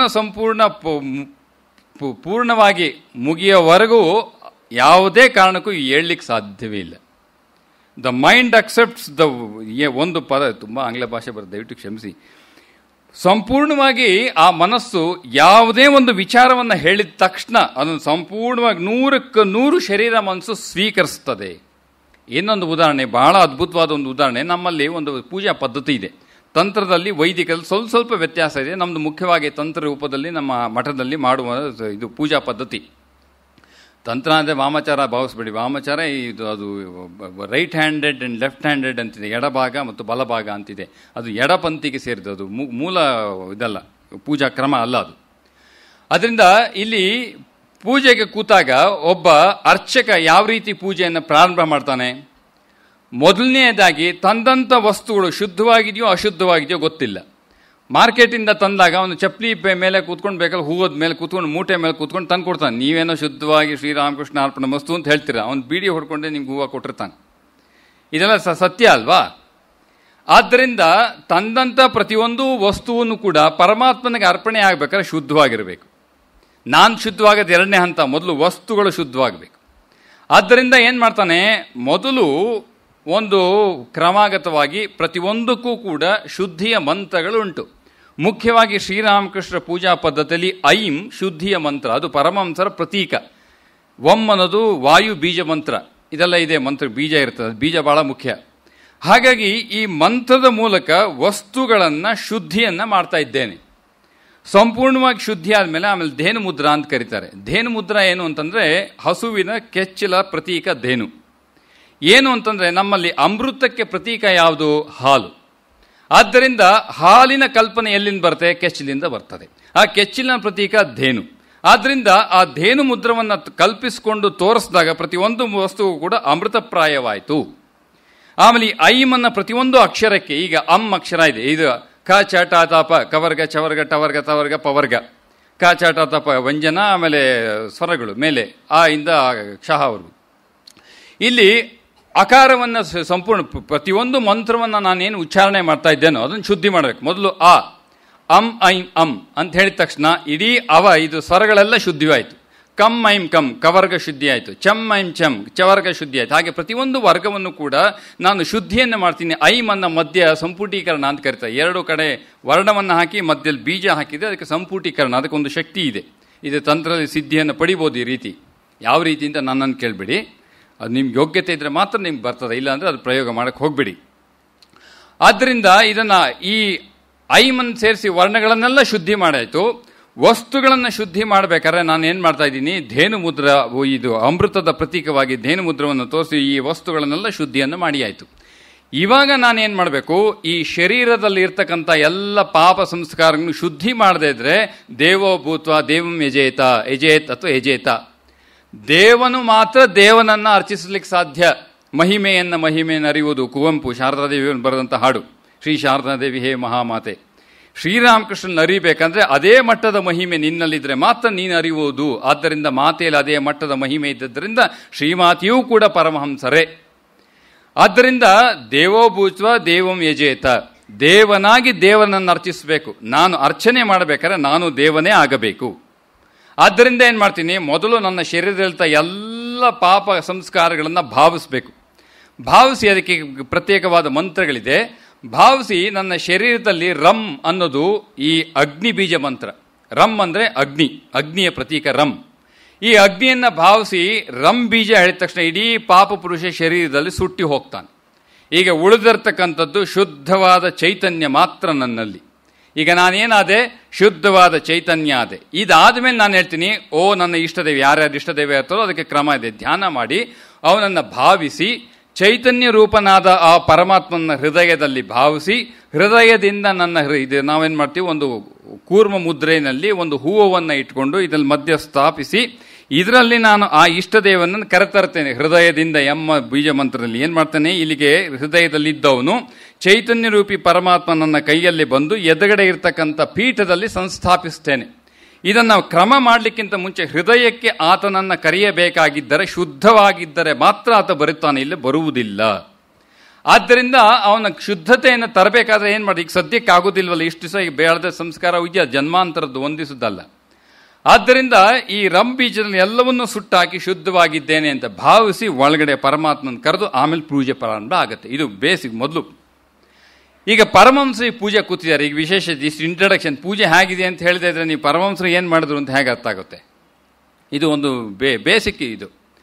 ಈಗ ಪರಮಹಂಸರು ಏನು ಮಾಡಿದ್ರು, ಇಲ್ಲಿಗೆ ಬಂದರು, ದೇವೋಭೂತ್ವ ದೇವಂ ಯಜೇತ ಅಂತ ಭಾವಿಸಿದ್ರು. ಅವಾಗ ಏನಾಯ್ತು, ಅದಾದ್ಮೇಲೆ ಹೂವನ್ನು ಕೈಗೆ ತೆಗೆದುಕೊಳ್ತಾ ಇದ್ದಾರೆ. ಕಾಳಿಗೆ ಅರ್ಪಣೆ ಮಾಡಬೇಕಾಗ್ತಾ ಇಲ್ಲ, ತಮ್ಮ ಮೇಲೆ ಹೂ ಹಾಕೊಂತ. ಯಾಕೆ, ಇಡೀ ಮನಸ್ಸು ಮತ್ತು ಶರೀರ ಒಪ್ಕೊಂತು ನಾನೇ ಕಾಳಿ ಅಂತ.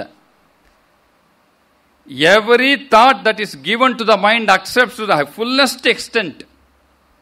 ಇದು ಶುದ್ಧವಾದ ಮನಸ್ಸಿನ ಲಕ್ಷಣ. The more the mind becomes pure, the more single thought only comes. ಸಾವಿರಾರು ಆಲೋಚನೆ ಬರ್ತಾ ಇದ್ರೆ ಶುದ್ಧತೆ ಇಲ್ಲ ಅಂತ. ಏಕತೆ ಬಂತೋ ಶುದ್ಧವಾಗಿರಬೇಕು. ಆದ್ದರಿಂದ ಪರಮಹಂಸರು, ನಾವು ಅದಕ್ಕೆ ಸುಮ್ಮನೆ ಓದ್ತೇವೆ ಜೀವನದಲ್ಲಿ, ಏನು ಪರಮಹಂಸರು ತಮ್ಮ ಮೇಲೆ ತಾವು ಹೂವನ್ನು ಹಾಕ್ಕೊಳ್ತಾ ಇದ್ರಂತೆ, ಪೂಜೆ ಮಾಡಿದ. ಕೆಲವರು ಅರ್ಚಕರೇ ಅಂದ್ಕೊಂಡ್ರು ಹುಚ್ಚ ಅಂದರು. ಕಾಳಿಗೆ ಹಾಕೋದು ಬಿಟ್ಟು ತನ್ನ ಮೇಲೆ, ತನ್ನ ತಲೆ ಮೇಲೆ ಹಾಕಿ. ಯಾಕೆ ಹಾಕೊಂಡ್ರು, ತನ್ನ ಮನಸ್ಸು ಒಪ್ಕೊಳ್ತಾ ಇದೆ ಇದು ನಾನು ಕಾಳಿಗೂ ವ್ಯತ್ಯಾಸವೇ ಇಲ್ಲ ಅಂತ. ಹೇಗಿದೆ ಇದೆಲ್ಲ ಮೈ ಜುಮ್ಮಂದತೆ ನೀವು ಭಾವಿಸಕ್ಕೆ ಹೋದ್ರೆ. ನಿಜವಾಗಿ ಈ ಉಪನ್ಯಾಸಕ ನಾನು ಹೇಳ್ತಾ ಇಲ್ಲ, ಇದು ಯಾವುದು ಕೂಡ ಒಂದು ಜೀವನವನ್ನು ಅಧ್ಯಯನ ಮಾಡಿ ಹೇಳ್ತಾ ಇರೋದು. ಆದ್ದರಿಂದ ಇದು ಪರಮಹಂಸರು ಸಂಪೂರ್ಣವಾಗಿ ತಾವೇ ಕಾಳಿಯಾಗಿ ಇದಾದಮೇಲೆ ಅವ್ರು ದಿವ್ಯ ಭಾವಕ್ಕೆ ಹೋಗಿ ನೆಲೆ ನಿಲ್ಲಿಸಿದ್ದು, ಭಾವಮುಖ ಎಲ್ಲ ಆಗೋಕ್ಕಿಂತ ಮುಂಚೆ. ಆಮೇಲೆ ಈಗ ನಮ್ಮಲ್ಲಿ ನಾವು ಸಾಧಾರಣವಾಗಿ ಮಂತ್ರ ರೂಪದಲ್ಲಿ ಸನ್ಯಾಸವನ್ನು ಸ್ವೀಕಾರ ಮಾಡಿದ್ದೇವೆ. ಪರಮಹಂಸರು ಕೂಡ ಸನ್ಯಾಸವನ್ನು ಸ್ವೀಕಾರ ಮಾಡಿದ್ರು. ನಮಗೂ ಅವ್ರಿಗೂ ಏನು ವ್ಯತ್ಯಾಸ, ನಾವು ಸಾಧಕನಾಗಿ ಸನ್ಯಾಸವನ್ನು ಸ್ವೀಕಾರ ಮಾಡಿದ್ದೇವೆ.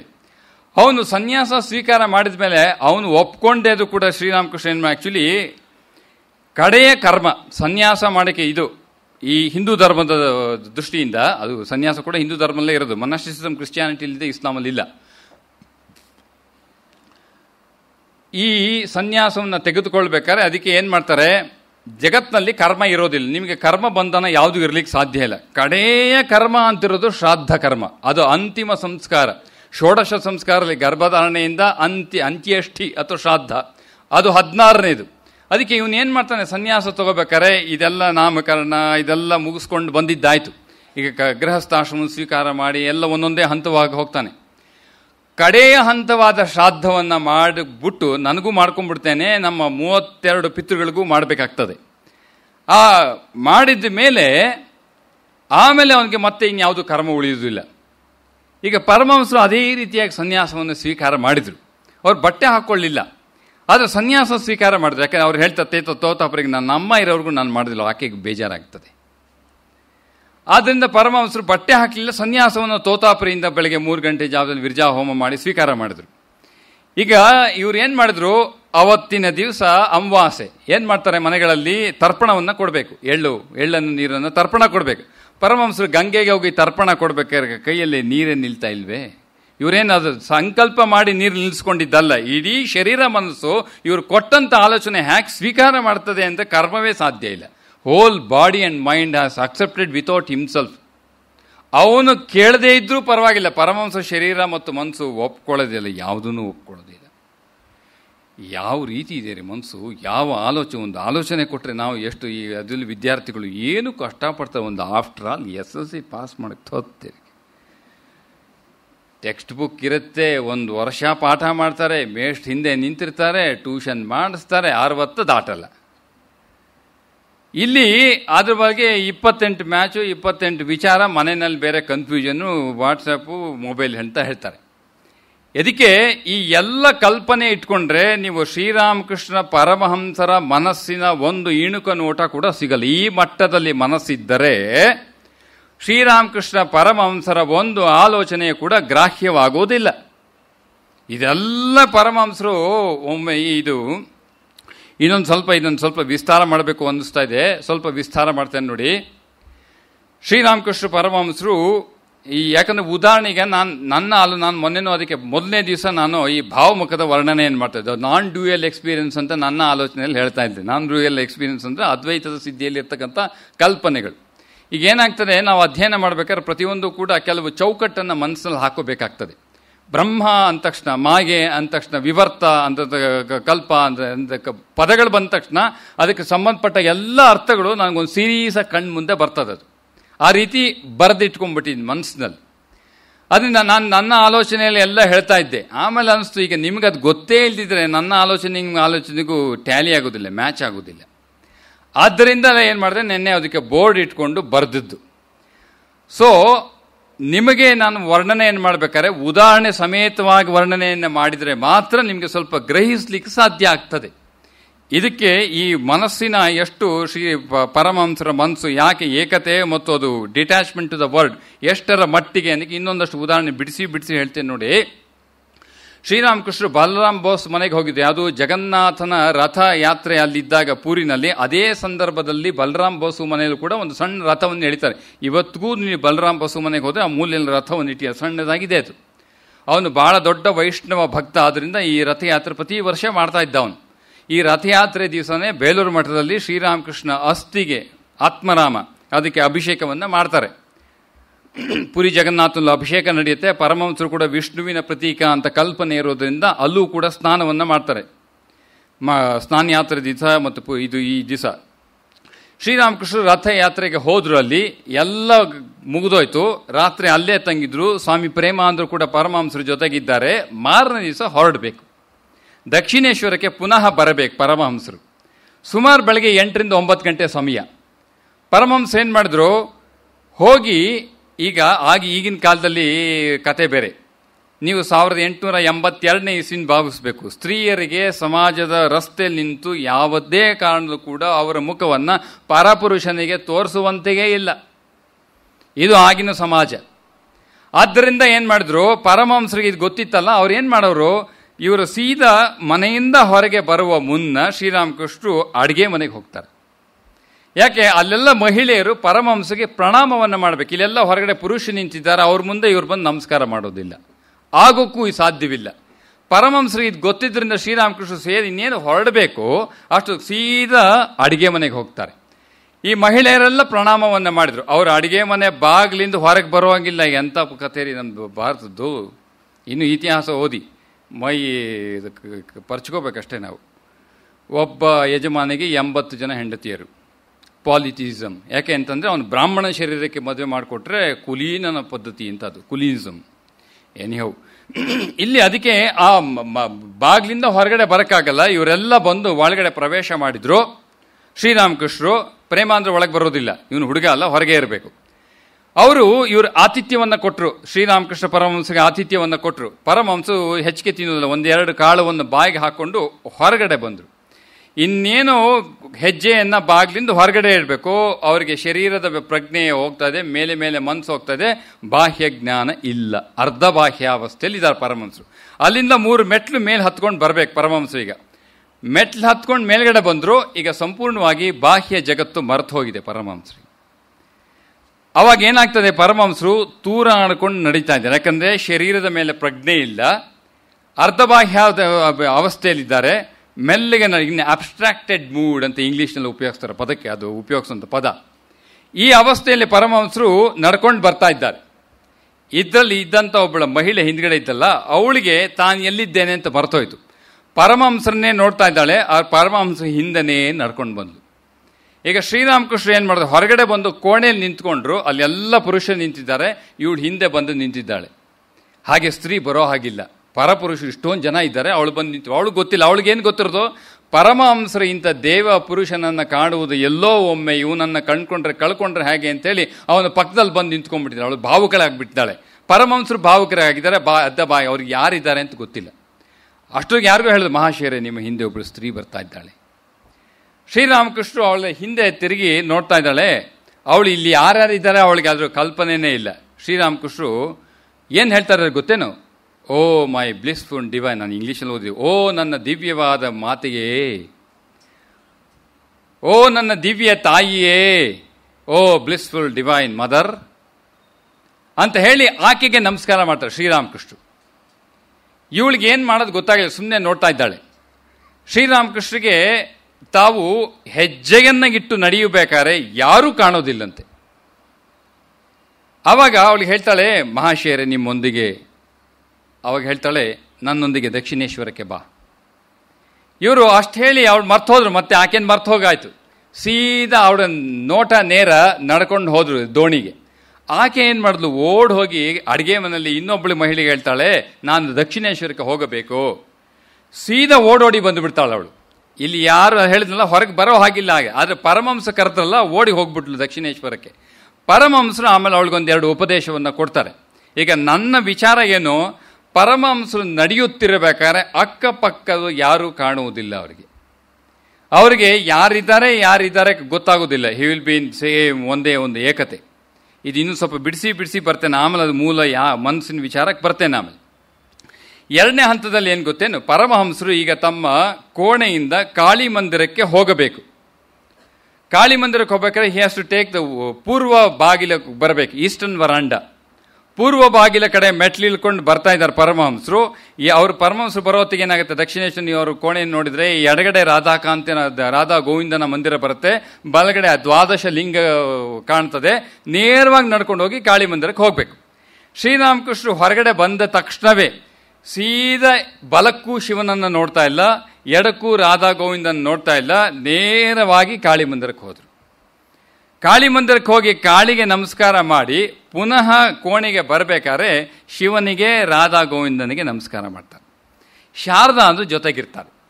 ಅವಾಗ ಅವ್ರು ಕೇಳ್ತಾರೆ, ಯಾರು ಶ್ರೀರಾಮಕೃಷ್ಣ ಕೇಳ್ತಾರೆ, ನನ್ನ ಅವಸ್ಥೆ ಹೇಗಿದೆ ನೋಡು.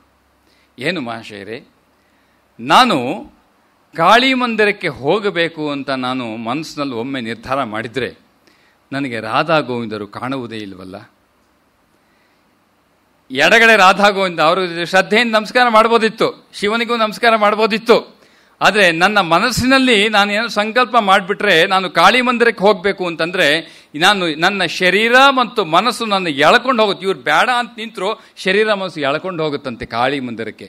ಅದಕ್ಕೆ ಅವ್ರು ಶಾರದಾನಂದನ ಕೇಳ್ತಾರೆ, ಇದು ಯಾಕೆ ಹೀಗೆ?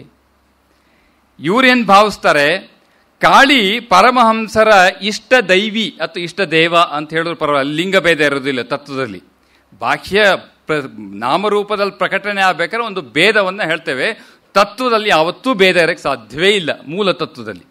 ಆದ್ದರಿಂದ ಪರಮಹಂಸ ಹೇಳ್ತಾ ಇದ್ದಾರೆ, ಇವರು ಶಾರದಾಂಜಿಯವರು ಹೇಳ್ತಾ ಇದ್ದಾರೆ ಪರಮಹಂಸರಿಗೆ, ಮಹಾಶಯರೇ ಬಹುಶಃ ಆಕೆ ನಿಮ್ಮ ಇಷ್ಟ ದೇವ ಇಷ್ಟ ದೈವಿ ಆಗಿರಬೇಕು, ಹಾಗಾಗಿ ನೇರವಾಗಿ ಕಾಳಿ ಮಂದಿರಕ್ಕೆ ಹೋಗ್ತಾ ಇದ್ದೀರಿ.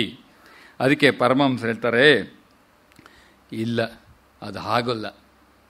ನನ್ನ ಮನಸ್ಸಿಗೆ ಏನಾದರೂ ಒಂದು ಆಲೋಚನೆ ಬಂದರೆ ವ್ಯತಿರಿಕ್ತವಾದ ಇನ್ನೊಂದು ಆಲೋಚನೆ ಬರಲಿಕ್ಕೆ ಸಾಧ್ಯವೇ ಇಲ್ಲವಂತೆ. ಕಾಳಿ ಅಂತ ಬಂದ ಮೇಲೆ ರಾಮಕೃಷ್ಣ ಶಿವರಿಗೆ ಅಲ್ಲಿ ಜಾಗವೇ ಇಲ್ಲ. ಹಾಗಾಗಿ ನನ್ನ ಮನಸ್ಸಿಗೆ ಕಾಳಿ ಕೊಡಬೇಕು ಮೊದಲು, ಕೊಟ್ಟ ಮೇಲೆ ಮಿಕ್ಕಿದ್ದು ಬರ್ತದೆ. ಅದಕ್ಕೆ ಪರಮಹಂಸ ಹೇಳ್ತಾರೆ, ನಿರ್ವಿಕಲ್ಪ ಸಮಾಧಿಗೆ ನಾನು ಹೋಗಿ ಒಂದೆರಡು ಅವಸ್ಥೆ ಕೆಳಗಡೆ ಬಂದಾಗ ಹೇಗಿರುತ್ತೆ ನನ್ನ ಮನಸ್ಸು ಅಂತಂದರೆ, ಎದುರುಗಡೆ ವ್ಯಕ್ತಿಗಳೊಂದಿಗೆ ಮಾತನಾಡಲಿಕ್ಕೆ ಸಾಧ್ಯ ಇಲ್ಲ. I cannot digest the diversity. ನಾನು ಯೂನಿಟಿ ಮೇಲೆ ನಿರ್ವಿಕಲ್ಪ ಸಮಾಧಿಗೆ ಹೋಗಿ ಆಯಿತು, ಕೆಳಗಡೆ ಒಂದೆರಡು ಅಂತಸ್ತು ಕೆಳಗಡೆ ಬಂದ ಮೇಲೆ ಅವರು ಊಟಕ್ಕೆ ಇಟ್ಟಾಗ ಬಹುಶಃ ಶ್ರೀರಾಮಕೃಷ್ಣ ಉದಾಹರಣೆ ಕೊಡ್ತಾರೆ, ನನ್ನ ಎದುರುಗಡೆ 50 ವಿವಿಧ ಭೋಜ್ಯಗಳನ್ನು ತಂದು ಎದುರುಗಡೆ ಡಿಫ್ರೆಂಟ್ ವೆರೈಟೀಸ್ 50 ಭೋಜ್ಯಗಳನ್ನು ಎದುರುಗಡೆ ತಂದಿಟ್ಟರೆ ನನ್ನ ಕೈ ಒಂದಕ್ಕೆ ಹೋಗ್ತದೆ. ನಾನು ಏನಾದ್ರು ಎಲ್ಲವನ್ನೂ ತಿನ್ನಬೇಕು ಅಂತ ಯಾರು ಅಪೇಕ್ಷೆ ಪಟ್ಟರೆ ಎಲ್ಲವನ್ನು ಸೇರಿಸಿ ಒಂದು ತಟ್ಟೆಯಲ್ಲಿಟ್ಟರೆ ಮಾತ್ರ ನಾನು ಸ್ವೀಕರಿಸಬಲ್ಲೆ. ಮನಸ್ಸಿನ ಸ್ಥಿತಿ ಭಾವಿಸ್ಬೇಕು ನಾವು. ಅಂದರೆ ಈ ಮನಸ್ಸಿಗೆ ಏನಾದರೂ ಒಂದು ಆಲೋಚನೆಯನ್ನು ಕೊಟ್ಟರೆ ಆ ಆಲೋಚನೆ ಬಿಟ್ಟು ಬೇರೊಂದು ಎರಡನೇ ಹಂತದಲ್ಲಿ ಬರಲಿಕ್ಕೆ ಸಾಧ್ಯವೇ ಇಲ್ಲ. ಏನು ಅದ್ಭುತವಾಗಿ ಎಷ್ಟು ಪಾಠ ಕಲೀಲಿಕ್ಕಿದೆ ಗೊತ್ತಾ? ನಾವು ಒಂದು ಓದ್ಲಿಕ್ಕೆ 108 ಕತೆ ನಡೆಯೋತ್ತಿಗೆ 108 ಡಿಸ್ಟ್ರಾಕ್ಷನ್, ಎಷ್ಟೆಲ್ಲ ಕತೆಗಳು, ಕಲ್ಪನೆಗಳು, ಏನೆಲ್ಲ ತೊಂದರೆಗಳು, ಇದಕ್ಕೆಲ್ಲ ಸೊಲ್ಯೂಷನ್ಸ್ ಇಲ್ಲೇ ಇದೆ. ಅದಕ್ಕೆ ಶ್ರೀರಾಮಕೃಷ್ಣರಿಗೆ ಏನು ಇನ್ನೊಂದು ಸ್ವಾರಸ್ಯ ಗೊತ್ತೇನು? ಇನ್ನೊಂದು ಅವ್ರ ಪರಮಹಂಸರು ಈಗ ಕಾಳಿ ಬಗ್ಗೆ ಮಾತಾಡ್ತಾ ಇದ್ದಾರೆ ಅಂತ ಇಟ್ಕೊಳ್ಳಿ. ಸೀದಾ ಸಮಾಧಿಗೆ ಹೋದರು. ಈಗ ಸಮಾಧಿಯಿಂದ ಕೆಳಗೆ ಬರ್ತಾನೆ ಇಲ್ಲ ಪರಮಹಂಸರು ಅಂತ ಇಟ್ಕೊಳ್ಳೋಣ. ಆವಾಗ ಕೆಳಗೆ ಬರ್ತಾ ಇಲ್ಲ ಅಂತಂದ್ಮೇಲೆ ಇವಾಗ ನಾವೇನು ಹೇಳಬೇಕು? ಮತ್ತೆ ಆ ದೇವ ಅಥವಾ ದೇವದೇವಿಯರ ನಾಮವನ್ನು ಕೊಟ್ಟೇ ಪರಮಹಂಸರನ್ನ ಕೆಳಗೆ ಕರ್ಕೊಂಬರ್ಬೇಕು. ಅದಕ್ಕೆ ಏನು ಸೂಚನೆ ಗೊತ್ತಾ? ಅವ್ರ ಜೊತೆ ಇದ್ದವ್ರಿಗೆ ಅವರಿಗೆ ತಿಳ್ಕೊಂಡಿರ್ಬೇಕು ಪರಮಹಂಸರು ಸಮಾಧಿಗೆ ಹೋಗ್ಬೇಕಾದ್ರೆ ಯಾವ ನಾಮದಲ್ಲಿ ಸಮಾಧಿಗೆ ಹೋಗಿದ್ರು ಅಂತ. ಕಾಳಿ ನಾಮದ ಸಮಾಧಿಗೆ ಹೋಗಿದ್ರೆ ಕಾಳಿ ಹೆಸರನ್ನೇ ಹೇಳಬೇಕಂತೆ. ಹರಿ ಓಂ ತತ್ಸತ್ ಅಂತ ಹೇಳಿದ್ರೆ ಶ್ರೀರಾಮಕೃಷ್ಣ ಜೋರ ಕೂಗ್ಬಿಡೋರಂತೆ. ಯಾಕೆ? ಅಲ್ಲಿ ಆ ಏಕತೆ, ಆ ನಿಷ್ಠೆ ಇದೆಯಲ್ಲ, ಅದಕ್ಕೆ ಇದೆಯಲ್ಲ, ಇದರೆಲ್ಲ ಅರ್ಥ ಮಾಡ್ಕೊಂಡು ಇಷ್ಟ ನಿಷ್ಠೆ, ಈ ಒಂದು ಮನಸ್ಸಿಗೆ ಬೇಕಾದಂಥ ಏಕತೆ, ಈ ನಿಷ್ಠೆ, ಆ ಡಿಟ್ಯಾಚ್ಮೆಂಟ್, ಇದೆಲ್ಲ ನಾವು ಅರ್ಥ ಮಾಡ್ಕೊಳ್ತಾ ಇದ್ದರೆ ಪರಮಹಂಸರ ಮನಸ್ಸಿನ ಕಲ್ಪನೆಗಳು ನಮಗೆ ಅರ್ಥ ಆಗಲಿಕ್ಕೆ ಸಾಧ್ಯವೇ ಇಲ್ಲ. ಅದಕ್ಕೆ ನಮ್ಮ ರಾಮ್ಕುಮಾರ ಏನು ಮಾಡಿದೆ ಗೊತ್ತೇನು? ಮೊದಲು ಶ್ರೀರಾಮಕೃಷ್ಣ ಪರಮಹಂಸರು ಶಾಲೆಗೆ ಹೋಗಲಿಕ್ಕೆ ಪ್ರಾರಂಭದ ಹಂತದಲ್ಲಿ ಶಾಲೆಗೆ ಹೋದಾಗ ಕೆಲವು ವರ್ಷವೋ ತಿಂಗಳು ಹೋಗಿ ಆಮೇಲೆ ಆಗಿರೋ ಲೆಕ್ಕ ಅವ್ರಿಗೂ ಗಣಿತಕ್ಕೂ ಯಾವುದೇ ಕಾರಣಕ್ಕೂ ಗಣಿತ ಕಲೀಲಿಕ್ಕೆ ಆಗಲಿಲ್ಲ ಪರಮಹಂಸರಿಗೆ. ಆಮೇಲೆ ಅವ್ರು ಏನು ಹೇಳಿದ್ರು? ಈ ಅಕ್ಕಿ ಬಾಳೆಹಣ್ಣು ಕಟ್ಟುವ ವಿದ್ಯೆ ನನಗೆ ಬೇಕಿಲ್ಲ, ಅಕ್ಕಿ ಬಾಳೆಹಣ್ಣು ಕಟ್ಟುವ ವಿದ್ಯೆ ನನಗೆ ಬೇಕಿಲ್ಲ ಅಂತಂದ್ರೇನು? ಓದ್ದವ್ರಿಗೆ, ಪರಮಹಂಸ ಜೀವನ ಓದ್ದವ್ರಿಗೆ ಗೊತ್ತಿರುತ್ತೆ. ಹೊಸಬ್ರಿಗೆ ನಾನು ಹೇಳಬೇಕಾಗ್ತದೆ ಏನೋ, ಆಗಿನ ಕಾಲದಲ್ಲಿ ಬ್ರಾಹ್ಮಣರು ವಿದ್ಯೆ ಕಲಿಯೋದು ಅಂದರೆ ಪೌರೋಹಿತ್ಯ ಕಲಿಯುವುದು ಅಂತ. ಪೌರೋಹಿತ್ಯ ಕಲಿಯೋದು ಅಂದರೆ ಕೆಲವು ಮಂತ್ರಗಳನ್ನು, ಕೆಲವು ಕರ್ಮಗಳನ್ನು ತಿಳಿಯುವುದು, ಬೇರೆ ಬೇರೆ ಮನೆಗೆ ಹೋಗಿ ಆ ಕರ್ಮವನ್ನು ಮಾಡಿಸುವುದು. ಕರ್ಮವನ್ನು ಮಾಡಿಸಿದ ಮೇಲೆ ದಕ್ಷಿಣೆ ಕೊಡಲಿಕ್ಕೆ ಈಗಿನಷ್ಟು ದುಡ್ಡು ಯಾರತ್ತೂ ಇರಲಿಲ್ಲ. 1-2 ಕಾಸು ಆಮೇಲೆ ಪೂಜೆಗಿಟ್ಟಂಥ ಅಕ್ಕಿ ಮತ್ತು ಬಾಳೆಹಣ್ಣು ಯಾರು ಅರ್ಚನೆ ಮಾಡಿಸಿದ್ರು ಅವರಿಗೆ. ಕೊನೆಗೇನು 15-20 ವರ್ಷ ಅರ್ಚಕ ವಿದ್ಯೆಯನ್ನು ಕಲಿತ ಮೇಲೆ ಇವ್ಗೆ ಸಿಕ್ಕಿದ್ದೇನು? ಅಕ್ಕಿ ಬಾಳೆಹಣ್ಣು ಕಟ್ಟೋದು. ಇದನ್ನು ಪರಮಹಂಸರು ಬಾಲ್ಯದಲ್ಲಿ 6-7 ವರ್ಷ ವಯಸ್ಸಿನಲ್ಲೇ ನೋಡ್ಬಿಟ್ರು. ಅದಕ್ಕೆ ಅವ್ರೇನು ಹೇಳಿದ್ರು? ನಾನಂತೂ ಯಾವತ್ತೂ ಶಾಲೆಗೆ ಹೋಗಲ್ಲ. ಯಾಕೆ? ಅಕ್ಕಿ ಬಾಳೆಹಣ್ಣು ಕಟ್ಟುವ ವಿದ್ಯೆ ನನಗೆ ಬೇಕಿಲ್ಲ. ರಾಮ್ಕುಮಾರ ದೊಡ್ಡಣ್ಣ ಏನು ಭಾವಿಸ್ದ? ಬಹುಶಃ ದೊಡ್ಡವನಾದ ಮೇಲೆ ಹಣ ಗಳಿಸ್ಬೇಕು. ಹೇಗೆ? ಏಕೆ? ಮದುವೆಗಿದ್ದೆ ಮಾಡ್ಕೊಂಡು ಮನೆ ನೋಡ್ಕೋಬೇಕಲ್ಲ, ಮನೆ ಮಠ ನೋಡ್ಕೋದಕ್ಕೆ ಏನು ಹೇಳ್ತಾರೆ? ಜವಾಬ್ದಾರಿ ಬರಲಿ ಅಂತ ಗೃಹಸ್ಥಾಶ್ರಮ ತಗೋಬೇಕು ಅಂತಾರೆ. ಇದು ಸುಮ್ಮನೆ ತಮಾಷೆಗೆ ಹೇಳಿದೆ ಅಂತ ಇಟ್ಕೊಳ್ಳಿ, ಅಪಾರ್ಥ ಮಾಡ್ಕೊಂಡ್ಬಿಡ್ಬೇಡಿ. ಆದ್ದರಿಂದ ಇಲ್ಲಿ ನಮ್ಮ ಶ್ರೀರಾಮಕೃಷ್ಣರಿಗೆ ಅಂದ್ಕೊಂಡ್ರು ಇವನು ಸ್ವಲ್ಪ ದೊಡ್ಡವನು, ಗದಾಯಿ ಸ್ವಲ್ಪ ದೊಡ್ಡವನು ಆದಮೇಲೆ ಹೊರಟೋಗುತ್ತೆ ಅಂತ. ಆದರೆ ಶ್ರೀರಾಮಕೃಷ್ಣ ಮನಸ್ಸಿನ ಸ್ಥಿತಿ ಏನು? ಒಮ್ಮೆ ಒಂದು ಭಾವನೆ ಒಳಗೆ ಹಾಕಿದ ಮೇಲೆ ಎಂದಕ್ಕೂ ಎರಡನೇ ಭಾವನೆ ಭಾವಿಸ್ಲಿಕ್ಕೆ ಸಾಧ್ಯವೇ ಇಲ್ಲ. ಗದಾಯ್ 18 ವಯಸ್ಸಾಯಿತು, ಕಲ್ಕಟಾ ನಗರದಲ್ಲಿದ್ದಾನೆ. ಆಗಲೂ ಕೂಡ ರಾಮ್ಕುಮಾರ ತನ್ನ ಶಾಲೆಯಲ್ಲಿ ಇವನ್ನ ಇಟ್ಕೊಂಡು ಇವನಿಗೆ ಅರ್ಚಕ ವೃತ್ತಿಯನ್ನು ಹೇಳ್ಕೊಡ್ಬೇಕು ಅಂತಿದ್ದಾಗ ಅವತ್ತು ಗದಾಯ್ ಮತ್ತೆ 6ನೇ ವಯಸ್ಸಿನಲ್ಲಿ ಏನು ಹೇಳಿದ್ನೋ ಗದಾಯ್ 18ನೇ ವಯಸ್ಸಿನಲ್ಲೂ ಅದೇ ಹೇಳ್ತಾ ಇದ್ದಾನೆ. ಅಕ್ಕಿ ಬಾಳೆಹಣ್ಣು ವಿದ್ಯೆ ಅಕ್ಕಿ ಬಾಳೆಹಣ್ಣು ಕಟ್ಟುವ ವಿದ್ಯೆ ಬೇಕಿಲ್ಲ. ದ ಸ್ಟೆಡ್ಫಾಸ್ಟ್ನೆಸ್, ಆ ಶ್ರದ್ಧೆ, ಮನಸ್ಸಿಗೆ ಏಕತೆ, ಇದು ಶ್ರೀರಾಮಕೃಷ್ಣ ಮನಸ್ಸಿನ ಒಂದು ಲಕ್ಷಣ. ಅದಕ್ಕೆ ಈ ಮುಂದೆ ಈ ಪಾಶ್ಚಾತ್ಯ ರೀತಿಯ ವಿದ್ಯಾಭ್ಯಾಸವನ್ನು, ಶಿಕ್ಷಣ ಅಂತ ಹೇಳೋದು ತಪ್ಪಾಗ್ತದೆ, ವಿದ್ಯಾಭ್ಯಾಸವನ್ನು ಪಡೆದಂಥ ಯುವಕರು ಪರಮಹಂಸರ ಸಂಪರ್ಕಕ್ಕೆ ಬಂದರು. ಮೊದಲು ಕೇಶವ ಬಂದದ್ದು, ಬ್ರಾಹ್ಮ ಸಮಾಜದ ವ್ಯಕ್ತಿಗಳು, ನಂತರ ನರೇಂದ್ರಾದಿಗಳೆಲ್ಲ ಬಂದದ್ದು. ಇವರೆಲ್ಲ ಬಂದಾಗ ಪರಮಹಂಸರಿಗೆ ಏನು ಅರ್ಥ ಆಯಿತು? ಈ ಪಾಶ್ಚಾತ್ಯ ರೀತಿಯಾಗಿ ಈ ವಿದ್ಯಾಭ್ಯಾಸ ಪಡೆದಂಥ ಈ ಎಲ್ಲ ಪ್ರತಿಯೊಬ್ಬ ಕಲ್ಕಟಾ ನಗರದ ಪ್ರತಿಯೊಬ್ಬ ವಾಸಿಯು ಏನಂದ ಭಾವಿಸಿದ್ದಾನೆ? ನಮ್ಮ ಋಷಿ ಮುನಿಗಳ ಅನುಭವಗಳು ಮಿಥ್ಯೆ, ಇಟ್ಸ್ ಫಾಲ್ಸ್. ಪರಮಹಂಸರು ಏನು ಮಾಡಿದ್ರು? ಅದಕ್ಕೆ ನೋಡಿ, ದ ವೇ ಹಿ ಡಿಡ್ ಸಾಧನ, ಯಾವ ರೀತಿಯಾಗಿ ಸಾಧನೆ ಮಾಡಿದ್ರು? ಶಾಲೆಗೆ ಹೋಗಲಿಲ್ಲ. ಏನು ಹೇಳಿ ಆಯಿತು? ಶಾಲೆಗೆ ಹೋಗಿಯೇ ಜೀವನ ನಡೆಸುವ ಬೇಕಾದ ನಿಯಮ ಏನಿಲ್ಲ ಜಗತ್ತಿನಲ್ಲಿ. ನಾವೇನು ಅಂದ್ಕೊಂಡಿದ್ದೇವೆ? ಶಾಲೆಗೆ ಹೋದರನೇ ವಿದ್ಯಾಭ್ಯಾಸ. ಯಾರು ಹೇಳಿದರು? ಶ್ರೀರಾಮಕೃಷ್ಣ ಶಾಲೆಗೆ ಹೋಗಲಿಲ್ಲ. ನಂತರ ಏನು ಮಾಡಿದ್ರು, ನಮ್ಮ ರೀತಿಯಾಗಿ ಹೊಟ್ಟೆಗಾಗಿ ವಿದ್ಯಾಭ್ಯಾಸ ಮಾಡಲಿಲ್ಲ. ಮೂರನೇದೇನಾಗಿ ಮಾಡಿದ್ರು, ವೇದಾಂತವನ್ನು ಓದಲಿಲ್ಲ. ಓದಬಾರದು ಅಲ್ಲ, ಓದಲಿಲ್ಲ ಅಷ್ಟೇ. ನಂತರ ಏನಾಯಿತು, ಪ್ರತಿಯೊಂದು ಸಾಧನೆಯನ್ನು ಕೇವಲ ವ್ಯಾಕುಲತೆಯಿಂದ ಮಾತ್ರ ಗುರುವಿನ ನಿರ್ದೇಶನ ಇಲ್ಲದಂತ ಸಾಧನೆಯನ್ನು ಮಾಡಿ ಸಿದ್ಧಿಯನ್ನು ಪಡೆದು ನಂತರ ಗುರುಗಳು ಬಂದರು. ಆಮೇಲೆ ಏನು ಹೇಳಿದ್ರು, ಆ ಕಾಳಿ ನನಗಾಗಲೇ ಏನು ತೋರಿಸಿದ್ರೋ ಇವರೆಲ್ಲ ಮತ್ತೆ ಅದನ್ನೇ ಹೇಳ್ತಾ ಇದ್ದಾರೆ. ನರೇಂದ್ರ ಬಂದೇನು ಹೇಳ್ದ, ಈ ಋಷಿಗಳೆಲ್ಲ ಮಿಥ್ಯ, ಹುಚ್ಚರು, ಅವನು ಆ ಪದ ಉಪಯೋಗಿಸ್ತಾನೆ ನರೇಂದ್ರ ಆಗ. ಆಮೇಲೆ ಏನು ಹೇಳ್ದ, ಅಮೆರಿಕನಲ್ಲಿ there is no greater civilization than the Eastern civilization. Every civilization has to take recourse to the Indian ಅಂತ ಹೇಳ್ತಿರಲ್ಲ. Eastern civilization or the Oriental civilization, the contribution of the Oriental civilization is through religion and it has to contribute to the whole world, and if you want to see the religion, it is only through the Oriental civilization ಅಂತ ಅಮೆರಿಕಲ್ಲಿ ಒಂದು ದೊಡ್ಡದಾಗಿ ಮಾತು ಹೇಳ್ದ. ಇಲ್ಲಿ ಪರಮಹಂಸರ ಸಂಪರ್ಕಕ್ಕೆ ಬಂದಾಗ ಇದೇ ನರೇಂದ್ರನಾಥ ಏನು ಹೇಳ್ತಾನೆ, ಮಹಾಶಯರೇ ಈ ಮಹಾಶಯಗಳೆಲ್ಲ ಹುಚ್ಚರು ಅಂತ ಭಾವಿಸ್ತೇನೆ. ಅದಕ್ಕೆ ಪರಮಹಂಸರು ಏನು ಹೇಳಿದ್ರು, ಇದು ಯಾವ ಗೊಡ್ಡು, ಅದಕ್ಕೆ ದರ್ ಇಸ್ ಒಂದು ಸ್ಟ್ರಕ್ಚರಲ್, ಈ ಬುದ್ಧಿವಾದಿಗಳು ಬುದ್ಧಿಜೀವಿಗಳೆಲ್ಲ ಇದ್ದಾರಲ್ಲ, ಅವ್ರಿಗೆ ಏನು ಕಲ್ಪಿಸಿ ಏನು ಹೇಳ್ತಾರೆ ಗೊತ್ತೇನು, ಈ ವೇದಗಳನ್ನೆಲ್ಲ ಓದಿ ವೇದಾಂತಗಳನ್ನು ಈ ರೀತಿಯಾಗಿ ಅರ್ಥ ಮಾಡಿಕೊಂಡು ನೀವು ಅದೇ ರೀತಿ ಭಾವಿಸಿ ನಿಮ್ಗೆ ಅದೇ ರೀತಿ ಅನುಭವಗಳಾಗ್ತದೆ. ಆದ್ದರಿಂದ you are structured through the training. So ಆ ಸ್ಟ್ರಕ್ಚರಲ್ ಟ್ರೈನಿಂಗ್ ಅಲ್ಲಿ ಏನಾಗ್ತದೆ ಅಂತಂದ್ರೆ, ವೇದಗಳು ಸತ್ಯ ಅಂತ ನಿಮ್ಗೆ ಅನ್ಸುತ್ತೆ, ಅದೆಲ್ಲ ಮಿಥ್ಯೆ. ಈ ಮಾತನ್ನು ಇವತ್ತು ಹೇಳ್ತಾ ಇಲ್ಲ. ಬ್ರಾಹ್ಮ ಸಮಾಜದವರು ಭಾವಿಸಿದ್ರು, ಆರ್ಯ ಸಮಾಜದವರು ಒಂದು ರೀತಿ ಭಾವಿಸಿದ್ರು, ಪ್ರಾರ್ಥನಾ ಸಮಾಜದವರು ಭಾವಿಸಿದ್ರು, ನರೇಂದ್ರಾದಿಗಳು ಇದನ್ನೇ ಭಾವಿಸಿದ್ರು. ಇದನ್ನೆಲ್ಲ ತಿಳಿದು ಪರಮಹಂಸರು ಏನು ಮಾಡಿದ್ರು, ಈ ಯಾವ ಅಧ್ಯಯನಕ್ಕೂ ಹೋಗಲಿಲ್ಲ. ನಾನು ಇದನ್ನೆಲ್ಲ ಪ್ರತ್ಯೇಕವಾಗಿ ಪರಿಶೀಲಿಸಬೇಕು. ವೇದವನ್ನು ಓದಲಿಲ್ಲ, ವೇದಾಂತವನ್ನು ಓದಲಿಲ್ಲ, ಅದ್ವೈತದ ವೇದಾಂತ ಮುಟ್ಟಕ್ಕೆ ಹೋಗಲಿಲ್ಲ, ಬ್ರಹ್ಮ ವಿವರ್ತವಾದ, ಬ್ರಹ್ಮ ಪರಿಣಾಮವಾದ, ಮಾಯೆ, ಮಿಥ್ಯೆ ಯಾವುದಕ್ಕೂ ಹೋಗಲಿಲ್ಲ. ನೇರವಾಗಿ ಸಾಕ್ಷಾತ್ಕಾರ ಮಾಡ್ಕೊಂಡು ಏನು ಹೇಳಿದ್ರು, ಋಷಿಗಳ ಹೇಳುವ ಎಲ್ಲ ವಾಣಿಗಳು ಸತ್ಯ. ಇದಕ್ಕೆ ಇದೇನೋ ಪುರಾವೆ, ಪ್ರೂಫ್ ನಾನೇ. ನಿನಗೇನು ಬೇಕು ಕೇಳಿ ಕೊಡ್ತೇನೆ, ದಸ್ ಪ್ರೂಫ್ ಈಸ್ ಮೈನ್. ಆದ್ದರಿಂದ ನರೇಂದ್ರಾದಿಗೆ ಹೇಳಿದ್ರು, ನೀನು ಋಷಿಗಳ ಮಾತು ಇದನ್ನೆಲ್ಲ ಹೇಳಿ ಈ ರೀತಿ ಮಿಥ್ಯೆ ಅಂತ ಹೇಳಬೇಡ. ಅದಕ್ಕೆ ಪರಮಹಂಸ ಏನು ಹೇಳ್ತಾರೆ, ಚೈತನ್ಯ ಮಹಾಪ್ರಭು ಆನೆಯ ದಂತ ಇದ್ದಂತೆ ಅವನ ವ್ಯಕ್ತಿತ್ವ ಅಂತ ಹೇಳಿದ್ರು. ಹಾಗಾದ ಆನೆ ದಂತ ಅಂದ್ರೇನು, ದಂತಕ್ಕೆ ಎರಡು ಭಾಗ ಇರುತ್ತೆ, ಒಂದು ಮುಂಭಾಗ, ಇನ್ನೊಂದು ಹಿಂಭಾಗ.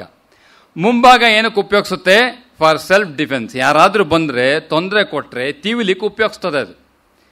ಹಿಂಭಾಗವನ್ನು ಏನಕ್ಕೆ ಉಪಯೋಗಿಸುತ್ತೆ, ತಿಂದಿದ್ದನ್ನು ಚೆನ್ನಾಗಿ ಜಿಗಿದು ಜೀರ್ಣಿಸ್ಕೊಳ್ಳೋಕೆ ಉಪಯೋಗಿಸ್ತದೆ. ಚೈತನ್ಯ ಮಹಾಪ್ರಭು ಏನು ಮಾಡ್ತಾ ಇದ್ರಂತೆ, ಹಿಂಭಾಗ ಅಂತಂದ್ರೆ ಅದ್ವೈತ ವೇದಾಂತದ ಸಿದ್ಧಿ, ಆ ತತ್ವ ಏಕತೆಯನ್ನು ಕಾಣುವಂಥದ್ದು, ಬಾಹ್ಯದಲ್ಲಿ ಭಕ್ತನಾಗಿರುವಂಥದ್ದು. ಮುಂಭಾಗ ಸೆಲ್ಫ್ ಡಿಫೆನ್ಸ್ ಅಲ್ಲಿ ಏನು, ಇಲ್ಲಿ ದ್ವೈತ ಪ್ರಪಂಚ ಇರೋದ್ರಿಂದ ಇಲ್ಲಿ ಭಕ್ತನಾಗಿಯೇ ಕಾಣುವಂಥದ್ದು, ಮ್ಯಾನಿಫೆಸ್ಟೇಷನ್. ಒಳಗಡೆ ಏನು, ಯಾವ ಸಿದ್ಧಾಂತ ಇದೆ ಒಳಗಡೆ, ಏಕತೆಯ ಸಿದ್ಧಾಂತ. ಅದಕ್ಕೆ ಪರಮಹಂಸ ಹೇಳ್ತಾರೆ, ಪ್ರತಿಯೊಬ್ಬರೂ ಕೂಡ ಆ ತತ್ವಕ್ಕೆ ಹೋಗಿಯೇ ಬರಬೇಕು. ವ್ಯಕ್ತತೆಯಲ್ಲಿ ದ್ವೈತ ಕಾಣಿದ್ರು ತತ್ವದಲ್ಲಿ ಏಕತೆಯೇ ಇರತಕ್ಕಂಥದ್ದು. ಅದಕ್ಕೆ ಹಿಂಭಾಗದಲ್ಲಿ ಅದ್ವೈತ, ಮುಂಭಾಗದಲ್ಲಿ ದ್ವೈತ. ಇದನ್ನು ಇಟ್ಟೇ ಜಗತ್ತಿನಲ್ಲಿ ಅವತಾರಗಳು ಕೆಲಸವನ್ನು, ಲೀಲೆಯನ್ನು ಮಾಡುವುದು. ಆದ್ದರಿಂದ ಈ ಅನುಭವ ಹೇಗೆ ಪಡೆದ್ರು, ಯಾವುದೂ ಕೂಡ ಸ್ಕೂಲಿಂಗ್, ಸೋಕಾಲ್ಡ್ ಸ್ಕೂಲಿಂಗ್ ಇಲ್ಲಿ ಬರಲಿಲ್ಲ.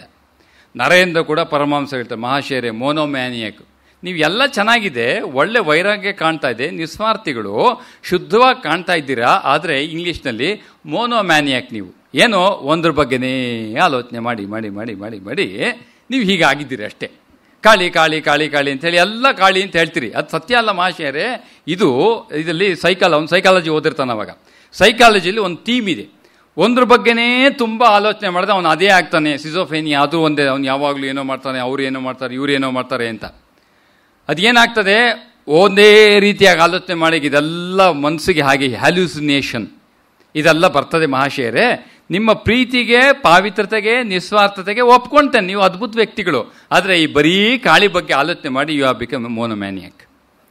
ಅದಕ್ಕೆ ಶ್ರೀರಾಮಕೃಷ್ಣ ಹೇಳ್ತಾರೆ, ಕಾಲಕ್ರಮದಲ್ಲಿ ನೀನು ಒಪ್ಪುತ್ತಿ, ಈಗ ಸದ್ಯಕ್ಕೆ ನೀನು ಹೀಗೆ ಇರ್ತಿ, ಕಾಲಕ್ರಮದಲ್ಲಿ ಒಪ್ತೀನಿ ನಾನು, ಅದಕ್ಕೆ ಈಗ ಏನೋ ಗಡಿಬಿಡಿ ಮಾಡ್ಕೊಳ್ಳಲ್ಲ. ಆದ್ದರಿಂದ ಇಲ್ಲಿ ನಾನು ಹೇಳುವಂಥ ಮುಖ್ಯವಾದ ವಸ್ತು ಏನು ಅಂತಂದರೆ, ಶ್ರೀರಾಮಕೃಷ್ಣರ ಮನಸ್ಸಿಗೆ ಯಾವುದೇ ಒಂದು ವಿಚಾರವನ್ನು ಕೊಟ್ಟರೆ ಆ ಕ್ಷಣದಲ್ಲಿ ಪ್ರತಿಯೊಂದನ್ನು ಕೂಡ ಸ್ವೀಕಾರ ಮಾಡ್ತಾ, ಮನಸ್ಸು ಇನ್ ಟೋಟಾಲಿಟಿ ಪರಿಪೂರ್ಣವಾಗಿ ಶರೀರ ಮನಸ್ಸು. ಅವನು ಬಹುಶಃ ಇವ್ರ ಮನಸ್ಸಲ್ಲಿ ಬೇಡ ಅನ್ಸು ಕೂಡ ಶರೀರ ಒಪ್ಪೋದಿಲ್ಲ, ಇಲ್ಲನೇ ಆಗೋದಿಲ್ಲ. ಯಾವ ಅಂಗವೂ ಕೂಡ 100ಕ್ಕೆ 100 ಈ ಮನಸ್ಸು ಮತ್ತು ಶರೀರ ಪ್ರತಿಯೊಂದು ವಾಣಿಯನ್ನು ಒಪ್ಪಿಕೊಳ್ಳುತ್ತದೆ. ಅದಕ್ಕೆ ಅದೆಲ್ಲ ಸಾಕಷ್ಟು ಇಡೀ ಶ್ರೀರಾಮಕೃಷ್ಣ ಜೀವನದಲ್ಲಿ ಉದಾಹರಣೆ ಇದೆ. ನಾನು ತತ್ವ ಮಾತ್ರ ವರ್ಣನೆ ಮಾಡಿದ್ರೆ ಉದಾಹರಣೆಗೆ ನೀವು ಜೀವನಕ್ಕೆ ನೀವೇ ಹೋಗಿ ಅದನ್ನ ಅರ್ಥೈಸ್ಕೊಳ್ಬಹುದು ನೀವೇ. ಪರಮಹಂಸರು ಇನ್ನೊಂದು 3-4 ವಿಚಾರ ಇದೆ, ಅದಕ್ಕೆ ಸ್ವಲ್ಪ ತೀರಿಗೆ ಹೋಗುತ್ತೆ, ಅದು ಬೇಡ. ಈಗ ನಾಳೆ ಮತ್ತದನ್ನು ತೊಗೊಳ್ತೇನೆ ಕೊನೆ ಇದಕ್ಕೆ. ಈಗ ಇನ್ನು ಸ್ವಲ್ಪ ಮುಂದಕ್ಕೆ ಹೋಗ್ತೇನೆ. ಈಗ ಈ ಅವಸ್ಥೆಯಲ್ಲಿ ಇದ್ದಾರೆ ಪರಮಹಂಸರು. ಅದಕ್ಕೆ ಅವ್ರು ಏನು ಹೇಳ್ತಾರೆ, ಪರಮಹಂಸರು ಮಾತು ಏನು ಗೊತ್ತೇನು, ಶ್ರೀರಾಮಕೃಷ್ಣರು ಏನು ಹೇಳ್ತಾರೆ ಅಂತಂದರೆ, ನೋಡಪ್ಪ ಈ ಜಗತ್ತಿನಲ್ಲಿ ಈಗ ನನ್ನ ಅವಸ್ಥೆ ಏನು ಅಂತಂದರೆ, ಈ ಮಟ್ಟಕ್ಕೆ ಬಂದು ನಿಂತ್ಕೊಂಡಿದ್ದೀನಲ್ಲ, ಈಗ ನಾನು ಭಾವಮುಖದ ಅವಸ್ಥೆಯಲ್ಲಿ ಬಂದು ನಿಂತ್ಕೊಂಡಿದ್ದೀನಲ್ಲ, ಈಗೇನಾಗಿದೆ ಅಂದರೆ ಈ ಜಗತ್ತು ತಾಯಿ ನನಗೆ ಕೊಟ್ಟಿದ್ದಾಳೆ ನೋಡ್ಕೊಳ್ಳಿಕ್ಕೆ. ಹಾಗಾಗಿ ಈಗ ಒಂದು ಡಿಸ್ಟ್ರಿಕ್ಟ್ನಲ್ಲಿ ಒಬ್ಬ DC ಇರ್ತಾನೆ, ಡಿಸ್ಟ್ರಿಕ್ಟ್ ಕಮಿಷನರ್, ಅಥವಾ ಒಬ್ಬ ಪೊಲೀಸ್ ಕಮಿಷನರ್ ಅಂತ ಇಟ್ಕೊಳ್ಳೋಣ. ಆ ನಗರದಲ್ಲಿ ಏನೇ ತೊಂದರೆ ಆದರೆ it will be reported to the police commissioner. He has to take action. ಅವನು ಏನೋ ಒಂದು ಕೆಲಸವನ್ನು ತೆಗೆದುಕೊಂಡು, ಒಂದು ನಿರ್ಧಾರವನ್ನು ತೆಗೆದುಕೊಂಡು ಸರಿದೂಗಿಸ್ಬೇಕಾಗ್ತದೆ ಆ ಕೆಲಸವನ್ನು. ಹಾಗಾಗಿ ಶ್ರೀರಾಮಕೃಷ್ಣ ಹೇಳ್ತಾರೆ, ಈ ಜಗತ್ತು ತಾಯಿ ಕಾಳಿ ನನಗೆ ಕೊಟ್ಟಿದ್ದಾಳೆ, ಎಲ್ಲಿ ಏನೇ ತೊಂದರೆ ಆದರೂ ಅವನು ಡಿಸ್ಟ್ರಿಕ್ಟ್ ಆಫೀಸರ್ ಹೇಗೆ ಹೋಗಬೇಕು, ನಾನು ಹೋಗಬೇಕಾಗ್ತದೆ. ಈ ಅವಸ್ಥೆ ನಂದು. ಇದಕ್ಕೆ ಇನ್ನು ನಾಳೆ ಸುಮ್ಮನೆ ಈ ವಿಚಾರ ಹೇಳ್ತೀನಿ, ನಾಳೆಗೆ ಮತ್ತೆ ತುಂಬ ವರ್ಣನೆ ಮಾಡೋದು ಬೇಡ, ಈಗ ಇಷ್ಟಕ್ಕೆ ಸಾಕು. ಮಿಕ್ಕಿದ್ದನ್ನು ನಾಳೆ ತೊಗೊಳ್ತೀನಿ ಮತ್ತೆ, ಇನ್ನು ಸ್ವಲ್ಪ ಮುಂದಕ್ಕೆ ಹೋಗಿ. ಈ ಅವಸ್ಥೆಯಲ್ಲಿ ನಿಂತಾಗ ಪರಮಹಂಸ ಏನು ಹೇಳ್ತಾ ಇದ್ದಾರೆ, ಈಗ ಭಾವಮುಖದ ದಿವ್ಯ ಭಾವಕ್ಕೆ ಬಂದಿದ್ದಾರೆ ಪರಮಹಂಸ. ಮತ್ತೆ ಹೇಳ್ತೇನೆ ನಾನು, ಈ ಅವಸ್ಥೆಯಲ್ಲಿ ನಿಂತಾಗ ಕಾಳಿ ಮಂದಿರದ ಮೇಲ್ಗಡೆ ನಿಂತ್ಕೊಂಡು ಹೇಳ್ತಾ ಇದ್ದಾರೆ, ಎಲ್ಲಿದ್ದೀರಿ ಓ ಶುದ್ಧ ಚೈತನ್ಯರೇ ಬನ್ನಿ. ತಾಯಿ ಕಾಳಿ ಜವಾಬ್ದಾರಿ ಕೊಟ್ಲಿ ಇವಳಿಗೆ, ಅಥವಾ ಇವರೇ ಕಾಳಿ ಆದರು. ಕಾಳಿ ಆದಮೇಲೆ ಈಗ ಏನಾಗಿದ್ದಾರೆ, ಹಂಬಲದಿಂದ ಕೂಗನ್ನು ಹಾಕ್ತಾ ಇದ್ದಾರೆ. ಏನಂತ, ಎಲ್ಲಿ ಇದ್ದೀರಿ ಶುದ್ಧ ವ್ಯಕ್ತಿಗಳು, ಪ್ರಾಮಾಣಿಕ ವ್ಯಕ್ತಿಗಳು, ಇಲ್ಲೊಂದು ತಯಾರಾಗಿದೆ ವಸ್ತು, ಬಂದು ನಿಮಗೆ ಬೇಕಾದಂಥ ವಸ್ತುಗಳನ್ನು ಇಲ್ಲಿಂದ ಪಡೆದುಕೊಳ್ಳಿ. ಸೊ ಈ ಒಂದು ಉದ್ದೇಶದಿಂದ ಶ್ರೀರಾಮಕೃಷ್ಣ ಪರಮಹಂಸರು ಆ ಒಂದು ಕಾಳಿ ಮಂದಿರದ ಮೇಲೆ ನಿಂತು he use to call come. ಅದಕ್ಕೆ ಇದು ನಮ್ಮ ರಾಮಕೃಷ್ಣ ಮಿಷನಲ್ಲಿ ಒಂದು ಮಾತಿದೆ, ಏನು ಅಂತಂದರೆ, ಪರಮಹಂಸರು ಎಲ್ಲಿವರೆಗೂ ಕರಿತಿರ್ತಾರೆ ಅಂತ. ಈಗ ಅವತ್ತು ಕಾಳಿ ಮಂದಿರದ ಮೇಲೆ ನಿಂತು ಕೂಗಿ ಕರೆದದ್ದು, ಪ್ರಾಮಾಣಿಕ ವ್ಯಕ್ತಿಗಳಿಗೆ ಕೂಗಿ ಕರೆದದ್ದು ನಿಂತು ಹೋಯಿತೆ. ಇದು ಜಿಜ್ಞಾಸೆ, ನಮ್ಮಂಥವ್ರಿಗೆ ತಾನು ಜಿಜ್ಞಾಸೆ ಬರೋದು. ಈಗ ಪರಮಹಂಸ ಕರೆದ್ರು ಅಂತ ಅವರ ಜೀವನದಲ್ಲೂ ಓದದ್ದಾಯಿತು, ಈಗ ನಮಗೇನಾರು ಆಗಬೇಕಲ್ಲ. ಅದಕ್ಕೆ ಕೆಲವರು ಕೇಳ್ತಾರೆ, ಅದು ಶ್ರೀರಾಮಕೃಷ್ಣ ಪರಮಹಂಸ ಇನ್ನೊಂದು ಸ್ವಾರಸ್ಯವಾಗಿ ಹೇಳಿದ್ದಾರೆ. ಈ ದಿವ್ಯ ಭಾವೇ ಶ್ರೀರಾಮಕೃಷ್ಣ ಅವ್ರು ನರೇಂದ್ರನಾಥ್, ಬೆಂಗಾಲಿ ಹೇಳಿ ದಿವ್ಯ ಭಾವೇ ಶ್ರೀರಾಮಕೃಷ್ಣ ಅವ್ರು ನರೇಂದ್ರನಾಥ್. ಅಲ್ಲಿ ಶಾರದಾಂಜಿ ಇಂಟ್ರಡಕ್ಷನ್ ಫಸ್ಟು ಶುರು ಮಾಡಿದಾಗ ಹೇಳ್ತಾರೆ, ಮೊದಲು ಬಂದದ್ದು ಬ್ರಾಹ್ಮಗಳು, ನಂತರ ಬಂದದ್ದು ವಿವೇಕಾನಂದರು, ಕೊನೆಗೆ ಬಂದದ್ದು ಪೂರ್ಣ, ಅಲ್ಲಿಗೆ ನಿಂತು ಹೋಯ್ತು. ಆ ಮಟ್ಟದ ವ್ಯಕ್ತಿಗಳು ಬರೋದು ನಿಂತು ಹೋಯ್ತು ಅಂತ. ಈಗ ನಾವು ಎಲ್ಲಿಗೆ ಹೋಗೋದು? ಈಗ ಪೂರ್ಣ ಬಂದದ್ದು ಆ ಮಟ್ಟದ ವ್ಯಕ್ತಿಗಳು ಬಂದು ನಿಂತು ಹೋಯ್ತು ಅಂತ ಹೇಳ್ತಾರೆ. ಆದರೆ ಪರಮಹಂಸ ಇಲ್ಲಿ ಏನು ಮಾಡಿದ್ರೆ, ಕಾಳಿ ಮಂದಿರ, ಓ ಶುದ್ಧ ಚೈತನ್ಯರೇ, ಪ್ರಾಮಾಣಿಕ ವ್ಯಕ್ತಿಗಳೇ ಬನ್ನಿ, ನಿಮಗಾಗಿ ನಾನು ಕಾಯುತ್ತಿದ್ದೇನೆ ಅಂತ ಕೂಗಿದಾಗ, ಆ ಕೂಗು ಎಲ್ಲಿವರೆಗೂ? ಪೂರ್ಣನ ಮಟ್ಟದ ಜ್ಞಾನಿಗಳು ಬರುವುದು ಪರಮಹಂಸರ ಸಶರೀರಿಯಾಗಿದ್ದಾಗ ನಿಂತು ಹೋದದ್ದು. ಆದರೆ ಆ ಕೂಗಿನ ಕರೆ ಯಾರ್ಯಾರು ಕೇಳ್ತಾ ಇದೆಯೋ ಅವ್ರಿಗೆಲ್ಲ ಇವತ್ತಿಗೂ ಬರಲಿಕ್ಕೆ ಅವಕಾಶ ಉಂಟು. ಪರಮಹಂಸರು ಕೂಗಿದ್ದು ನಿಂತಿಲ್ಲ, ಕೂಗ್ತಾನೆ ಇದ್ದಾನೆ.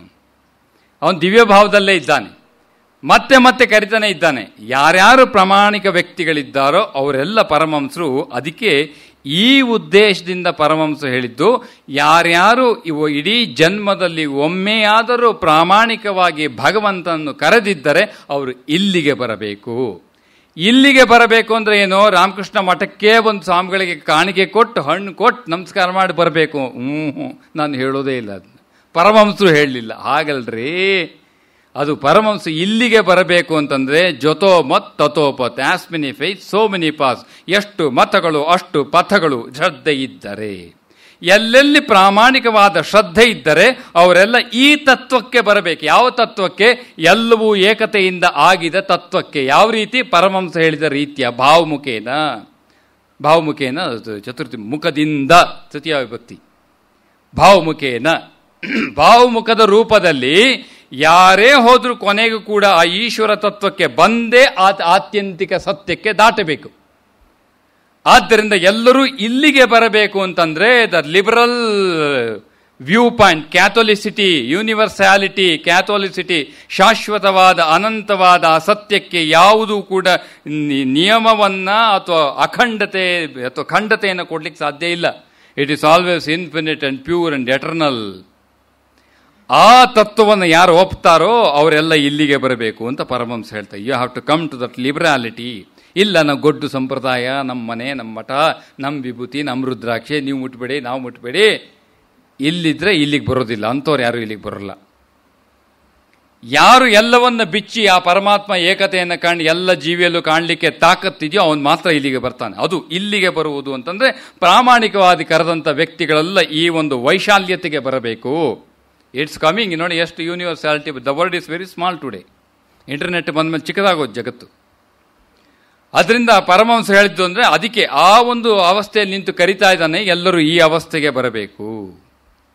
ಇದು ಅನುಭೂತಿಗೆ ಬಂತೋ, ಈ ಅವಸ್ಥೆಗೆ ಬಂದದ್ದಾಯ್ತು, ಅನುಭೂತಿ ಬಂತೋ ಕಡೆ ಜನ್ಮ. ಅನುಭವ ಬರೋವರೆಗೂ ಇಲ್ಲಿರ್ತೀರಿ, ಬಂದ ಮೇಲೆ ಅದೇ ಕಡೆ ಜನ್ಮ. ಈ ಭಾವ ಇದೆಯಲ್ಲ, ಇದು ದಿವ್ಯ ಭಾವ. ಅಂದರೆ ಏನು? ದ ಕಲ್ಮಿನೇಷನ್ ಆಫ್ ಗುರುಭಾವ entering into the personification, entering into the ದಿವ್ಯತೆ ಈಸ್ ಕಾಲ್ಡ್ ದಿವ್ಯ ಭಾವ. ಅಂದರೆ ಏನು? ಇವನು ಗುರುವಾಗಿ ಪ್ರತ್ಯೇಕವಾಗಿ ವ್ಯಕ್ತಿಗಳನ್ನು ಬೆಳೆಸ್ತಾ ಬರ್ತಾ ಇದ್ದ. ಆ ಗುರುಭಾವ ಘನೀಭೂತವಾಗಿ ಯಾವ ಸ್ಥಾನಕ್ಕೆ ಹೋಗಿ ನಿಲ್ತದೋ ಅದು ದಿವ್ಯ ಭಾವ. ಘನ ಅಂದರೆ ಅರ್ಥ ಆಗುತ್ತಾನೆ. ಹಾಲಿನ ಘನ ಅಂದರೆ ಹಾಲಿನಲ್ಲಿ ಹಾಲಿನ ತತ್ವ ಬಿಟ್ಟು ಇನ್ನೊಂದು ಇರದೇ ಇದ್ದ ಹಾಲಿನ ಘನ, ನೀರಿನ ಘನ, ಚೈತನ್ಯದ ಘನ. ಇದು ದಿವ್ಯ ಘನ, ಗುರುವಿನ ಘನ ದಿವ್ಯ ಭಾವ. ಅಂದರೆ ಏನು? ಹಾಲನ್ನು ಕುದಿಸಿ ಕುದಿಸಿ ಕುದಿಸಿ ನೀರಿನ ಅಂಶ ಎಲ್ಲ ತೆಗೆದು ಹಾಲೇ ಇಟ್ಟರೆ ಹಾಲಿನ ಘನ ಅಂತ ಕರಿತೇವೆ. ಹಾಗೆ ಗುರುತತ್ವ ಹೋಗಿ ಹೋಗಿ ಹೋಗಿ ಬರೀ ಗುರುತತ್ವ ಬಿಟ್ಟು ಇನ್ನೊಂದು ಅಂಶ ಅಲ್ಲಿ ವ್ಯಕ್ತ ಆಗ್ಲಿಕ್ಕೆ ಯಾವುದೇ ಅವಕಾಶ ಇಲ್ಲದೆ ಇರಲ್ವೋ ಅದು ದಿವ್ಯ ಭಾವ. ದ ಕಲ್ಮಿನೇಷನ್ ಆಫ್ ಗುರುಭಾವ ಈಸ್ ದ ದಿವ್ಯ ಭಾವ. ಅದರಿಂದ ಪರಮಹಂಸರು ಈಗ ಭಾವಮುಖದ ಅವಸ್ಥೆ ಆದಮೇಲೆ ಅವನು ಹೋಗಿ ಅಲ್ಲಿ ನಿಂತಿದ್ದಾನೆ. ಯಾವ ರೀತಿ ನಾನು ಹೇಳಿದ್ನಲ್ಲ, ಮನಸ್ಸಿಗೆ ಒಂದು ಆಲೋಚನೆ ಕೊಟ್ಟರೆ ಅದು ಬಿಟ್ಟು ಇನ್ನೊಂದು ಇರ್ಲಿಕ್ಕೆ ಸಾಧ್ಯ ಇಲ್ವೋ, ಆ ಶರೀರದಲ್ಲಿ ಈ ಭಾವ ಬಿಟ್ಟು ಆ ಹೇಳಲಿಕ್ಕೆ ಗಂಡಸು ಅಂತ ಹೇಳಬೇಕೆ ವಿನಃ ಯಾವುದೇ ಕಾರಣಕ್ಕೂ ದಿವ್ಯ ಭಾವ ಬಿಟ್ಟು ಇನ್ನೇನೂ ಇಲ್ಲ ಅಲ್ಲಿ. ಅಂದರೆ ಏನು? ಬಂದಂಥ ಪ್ರತಿಯೊಬ್ಬ ಪ್ರಾಮಾಣಿಕ ವ್ಯಕ್ತಿಗೆ ಆ ಸ್ಥಾನದಿಂದ ಮೇಲೆತ್ತಲಿಕ್ಕೆ ಶಕ್ತಿ. It is the condensation of the divinity in that ನಾಮ ಆ್ಯಂಡ್ ರೂಪ. ದಟ್ ಈಸ್ ದಿವ್ಯ ಭಾವ. ಈಗ ಈ ಭಾವದಲ್ಲಿ ಪರಮಹಂಸರು ನಿಂತುಕೊಂಡು ಬರೋನ್ನ ಕರಿತಾ ಇದ್ದಾನೆ.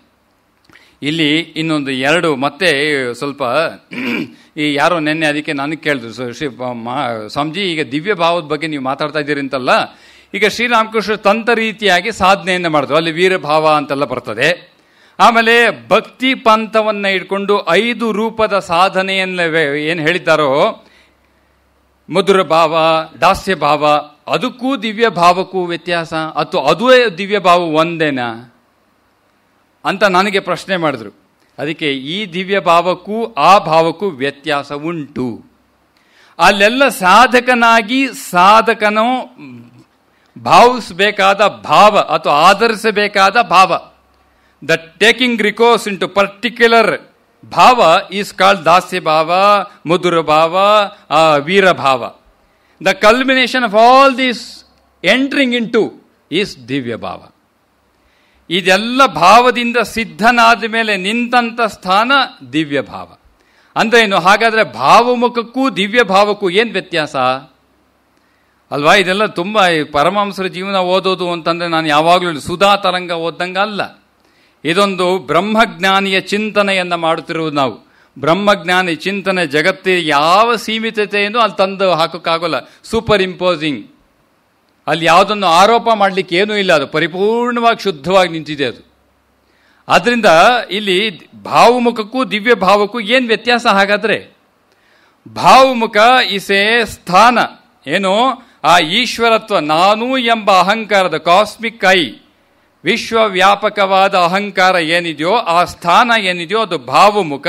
ವ್ಯಕ್ತ ಆಗೋದು ದಿವ್ಯ ಭಾವ. ಈಗ ಒಳಗಡೆ ನನ್ನಲ್ಲಿ ಜ್ಞಾನ ಇದೆ ಅಂತ ಇಟ್ಕೊಳ್ಳಿ. ನಾನು ಸಾಕಷ್ಟು ಓದ್ಕೊಂಡಿದ್ದೇನೆ, ನಾನು ಮೂಕ, ಮಾತಾಡಲಿಕ್ಕೆ ಬರೋದಿಲ್ಲ. ಈ ಭಾವಮುಖ ಆ ಜ್ಞಾನದ ಅವಸ್ಥೆ. ಈಗ ನನಗೆ ಮಾತಾಡ್ಲಿಕ್ಕೆ ಬಂತು, ವ್ಯಕ್ತ ಮಾಡ್ತಾ ಇದ್ದೀನಲ್ಲ ಬಾಯಿ ಮೂಲಕ, ಪದದ ಮೂಲಕ, ವಾಕ್ಯಗಳ ಮೂಲಕ, ಅದು ದಿವ್ಯ ಭಾವ. ಜ್ಞಾನದ ಅವಸ್ಥೆ ಭಾವಮುಖ, ವ್ಯಕ್ತತೆಯ ರೂಪ ದಿವ್ಯ ಭಾವ. ಅರ್ಥ ಆಯಿತು ಅಂತ ಕಾಣುತ್ತೆ. I am not confusing you. ಯಾಕಂದರೆ ಇದು ಶಾಸ್ತ್ರ ಏನಾಗ್ಬಿಟ್ಟಿದೆ ಅಂತಂದರೆ, ನಮ್ಮಲ್ಲಿ ದೊಡ್ಡ the great weakness, especially with Hinduism. ಈ ಹಿಂದೂ ಧರ್ಮಿಗಳು ಅಂತ ಹೇಳ್ಕೊಂಡು ಓಡಾಡ್ತಾರಲ್ಲ, ದೊಡ್ಡ ನ್ಯೂನತೆ ಏನಪ್ಪ ಅಂತಂದರೆ, ಎಲ್ಲವನ್ನೂ ಕೂಡ ಭಾವಿಸ್ತಾರೆ, ವಿಚಾರದಿಂದ ಯಾವುದನ್ನೂ ತಿಳ್ಕೊಳಕ್ಕೆ ಹೋಗೋದಿಲ್ಲ. ದೇವಸ್ಥಾನಕ್ಕೆ ಹೋಗಿ ಒಂದಷ್ಟು ನಮಸ್ಕಾರ ಹಾಕ್ಬಿಟ್ರೆ ಜೀವನ ಸಾರ್ಥಕ ಅಂತ. ಅಷ್ಟೇ ಸಾರ್ಥಕ, ಅದೂ ಹೌದು, ಅಷ್ಟೇ ಅಲ್ಲ. ಅದೂ ಹೌದು, ಅಷ್ಟೇ ಅಲ್ಲ. ಆದ್ದರಿಂದ ಇದೆಲ್ಲ ನಮ್ಮ ಪೂರ್ವಿಕರಲ್ಲಿ ಸಹಜವಾಗಿಯೇ ಪ್ರತಿಯೊಂದು ಮನೆಗಳಲ್ಲಿ ತಂದೆಯ ಮಗನಿಗೆ ಪಾಠವನ್ನು ಮಾಡಿಬಿಡ್ತಿದ್ದ. ಬಾಲ್ಯದಲ್ಲೇ ಎಲ್ಲ ಮೂಲ ರೂಪಗಳನ್ನು ಹೇಳ್ಕೊಟ್ಟು ಬಿಡ್ತಿದ್ದ. ಹಾಗಾಗಿ ವಿಶೇಷವಾಗಿ ಗುರುವಿನ ಬಳಿಗೆ ಹೋಗಿ ಶಿಕ್ಷಣ ಕೊಡಬೇಕಾದ್ರೆ ಅದನ್ನು ವ್ಯವಸ್ಥೆಯನ್ನು ಅಪ್ಪನೇ ನಿಂತು ಮಾಡ್ತಿದ್ದೆ. ಈಗೆಲ್ಲ ಶಾಲೆಗೆ ಹೋಗಿ ಸೆಕ್ಯುಲರ್ ಎಜುಕೇಷನ್ ಕೊಡಬೇಕು. ಎಲ್ಲರೂ ಕೂತು a+b² = a² + b² + 2ab ಅಂತ ಗಟ್ಟು ಹೊಡೆದು what is Hinduism we are forgotten totally. ಆದ್ದರಿಂದ ಈ ಒಂದು ಶಾಸ್ತ್ರಕ್ಕೆ ಪ್ರವೇಶ ಮಾಡಿದಾಗ ಒಂದು ವಿಚಾರವೂ ಕೂಡ ಗೊತ್ತಿಲ್ಲ. ಮೂಲ ತತ್ವಗಳನ್ನು ಅರಿಯದೆ ನಮ್ಮ ವಿಶೇಷ ತತ್ವಗಳನ್ನು, ವೇದಾಂತವನ್ನು ಅರಿಯಲಿಕ್ಕೆ ಈ ಮನಸ್ಸು ಯಾವುದೇ ಸಿದ್ಧತೆಯನ್ನು ಮಾಡಿಕೊಂಡಿಲ್ಲ. ಎಲ್ಲ ಮತಗಳಲ್ಲೂ ಇದೆ. ನಮ್ಮ ಮತದಲ್ಲಿ ಇದೊಂದು ದೊಡ್ಡ ನ್ಯೂನತೆ. ಶಾಲೆಯಲ್ಲಿ ಪಾಠ ಮಾಡೋ ಹಾಗಿಲ್ಲ, ಮನೆಗಳಲ್ಲಿ ಹೇಳ್ಕೊಡೋಕ್ಕೆ ನಮಗೆ ಗೊತ್ತಿಲ್ಲ. ಶಾಲೆಯಲ್ಲಿ ಪಾಠ ಮಾಡೋಂಗಿಲ್ಲ ಸಾಫ್ರನೈಸೇಷನ್, ಮನೆಯಲ್ಲಿ ಪಾಠ ಮಾಡೋಕ್ಕೆ ನಮಗೆ ಗೊತ್ತಿಲ್ಲ. ಹಾಗಾಗಿ ಈ ಒಂದು 100 ವರ್ಷದಲ್ಲಿ ಎಲ್ಲವನ್ನು ಕಳೆದುಕೊಂಡಿದ್ದೇವೆ. ಹಾಗಾಗಿ ಶ್ರೀರಾಮಕೃಷ್ಣ ಏನು ಮಾಡಿದ್ರು, ಈ ಒಂದನ್ನು ಇದು ಶಾರದಾಂಜಿ ಮಹಾರಾಜನೆಲ್ಲ ಬರೀತಾರೆ, ಈ ರೀತಿ ಬರೆಯಲ್ಲ, ನಾನು ಅದಕ್ಕೆ ಈ ಪದಗಳನ್ನು ಉಪಯೋಗಿಸಿ, ಈಗ ಆಧುನಿಕ ಯುಗದಲ್ಲಿ ಏನು ಪದ ಉಪಯೋಗಿಸಿದ್ರೋ ಈ ಒಂದು ಪ್ರಸ್ತುತ ಈ ದಿನಗಳಲ್ಲಿ ಅದೊಂದು ಪದ ಸೇರಿಸಿ ಹೇಳ್ತಾ ಇದ್ದೇನೆ ಅಷ್ಟೇ. ಶಾರದಾಂಜಿ ಏನು ಹೇಳ್ತಾರೆ, ಈ ಯುವಕರೆಲ್ಲ ಬಂದಾಗ ಈ ಭಾವವನ್ನು ಹೊತ್ತು ಬರ್ತಾರೆ ಅಂತ ಪರಮಹಂಸರು ಗೊತ್ತಾಗಿಯೇ ವೇದಾಂತ ಶಾಲೆ ಈ ಮೂರನ್ನು ಬಿಟ್ಟು ಅನುಭವ ಪಡೆದು ಸತ್ಯ ಅಂತ ತಿಳ್ಕೊಂಡು ಬಂದವ್ರಿಗೆ ಉತ್ತರವಾಗಿ ಹೇಳ್ತಕ್ಕ ಸಿದ್ಧರಾಗಿ ನಿಂತಿದ್ದರಂತೆ. ಯಾಕೆಂದ್ರೆ ನರೇಂದ್ರನ ಎದುರಿಸ್ಬೇಕಲ್ಲ. he would have become a great agnostic if he would have not met Sri Ramakrishna. ನರೇಂದ್ರನಾಥನ ಹೇಳ್ಕೊಂಡು, ನಾನೇನು ಪರಮಹಂಸರ ಸಂಪರ್ಕ ಬರದೇ ಇದ್ದರೆ ನಾನು ಒಂದು ದೊಡ್ಡ ನಾಸ್ತಿಕ ಮತವನ್ನು ಸಂಸ್ಥಾಪಿಸ್ತಾ ಇದ್ದೆ. ಜಗತ್ತಿನಲ್ಲೇ ನಂದೊಂದು ನಾಸ್ತಿಕ ಪಂಥವನ್ನೇ ಈಗ ಹೆಂಗೆ ರಾಮಕೃಷ್ಣ ಮಿಷನ್ ಅಂತಿತ್ತೋ ಆ ನಾಸ್ತಿಕ ಮಿಷನ್ ನಾನು ಶುರು ಮಾಡಿಬಿಟ್ಟಿದ್ದ. Narendranath would have done that. ಅದಕ್ಕೆ ಪರಮಹಂಸರು ಇದನ್ನೆಲ್ಲ ತಿಳಿದು ಏನು ಮಾಡ್ತಾರೆ, ಶ್ರೀರಾಮಕೃಷ್ಣ ಪರಮಹಂಸರು ಈ ಎಲ್ಲ ಸಾಧನೆಯನ್ನು ಸಿದ್ಧಿ, ಯಾವ ಮಟ್ಟದ ಸಿದ್ಧಿ, ಜತೋಮತ್ ತಥೋಪತ್, ಅದ್ರ ಬಗ್ಗೆ ವರ್ಣನೆ ಮಾಡಿದ್ದು ನಾಳೆ ತೊಗೊಳ್ತೇನೆ ನಾನು. As many faiths so many paths, ಅದು ನಾಳೆ ತೆಗೆದು ಪ್ರವೇಶ ಮಾಡ್ತೇನೆ. ಆ ಒಂದು ಸ್ಥಾನದಲ್ಲಿ ಈ ಶ್ರೀರಾಮಕೃಷ್ಣ ಪರಮಹಂಸರು ನಿಂತು ಪ್ರತಿಯೊಬ್ಬರಿಗೂ ಕೂಡ ಏನೇನು ಬೇಕೋ ಜತೋಮತ್ ತಥೋಪತ್, ಆ ಭಾವಮುಖ ಮತ್ತು ದಿವ್ಯ ಭಾವದ ಸಹಾಯದಿಂದ ತನ್ನ ಲೀಲೆಯನ್ನು ಮಾಡಲಿಕ್ಕೆ ಶುರು ಮಾಡಿದ ಈ ಒಂದು ಯುಗಕ್ಕೆ. ಇದು ಬಹಳ ದೀರ್ಘವಾಗಿದೆ, ಇವತ್ತಿಗೆ ಇಷ್ಟು ಹೇಳಿದ್ದೀನಿ. ನಾಳೆ ಈ ಜತೋಮತ್ ತಥೋಪತ್ ಕೆಲವು ವಿಚಾರಗಳನ್ನು ಹೇಳಿ ಮತ್ತೆ ಇದಕ್ಕೂ ತಂತ್ರದಲ್ಲಿ ದಿವ್ಯ ಭಾವದ ಕೆಲವು ವರ್ಣನೆಯನ್ನು ಸೇರಿಸಿ ಆಮೇಲೆ ಅಲ್ಲಿಂದ ನಮ್ಮ ನರೇಂದ್ರನಾಥ ಬರ್ತಾನೆ ನೋಡೋಣ. ನರೇಂದ್ರ ಬರಬೇಕು ಆ್ಯಕ್ಚುಲಿ ದಿವ್ಯ ಭಾವಕ್ಕೆ. 3 ದಿವಸ ಆಯಿತು, ಇನ್ನೂ ನರೇಂದ್ರ ಬರ್ತಾ ಇಲ್ಲ. ಬಹುಶಃ ನಾಳೆ ಬರ್ಬೋದು ನರೇಂದ್ರ, ಹಾಗೆ ಭಾವಿಸೋಣ. ಓಂ ಶಾಂತಿ ಶಾಂತಿ ಶಾಂತಿ. ಹರಿ ಓಂ ತತ್ಸತ್. ಶ್ರೀರಾಮಕೃಷ್ಣಾರ್ಪಣಮಸ್ತು.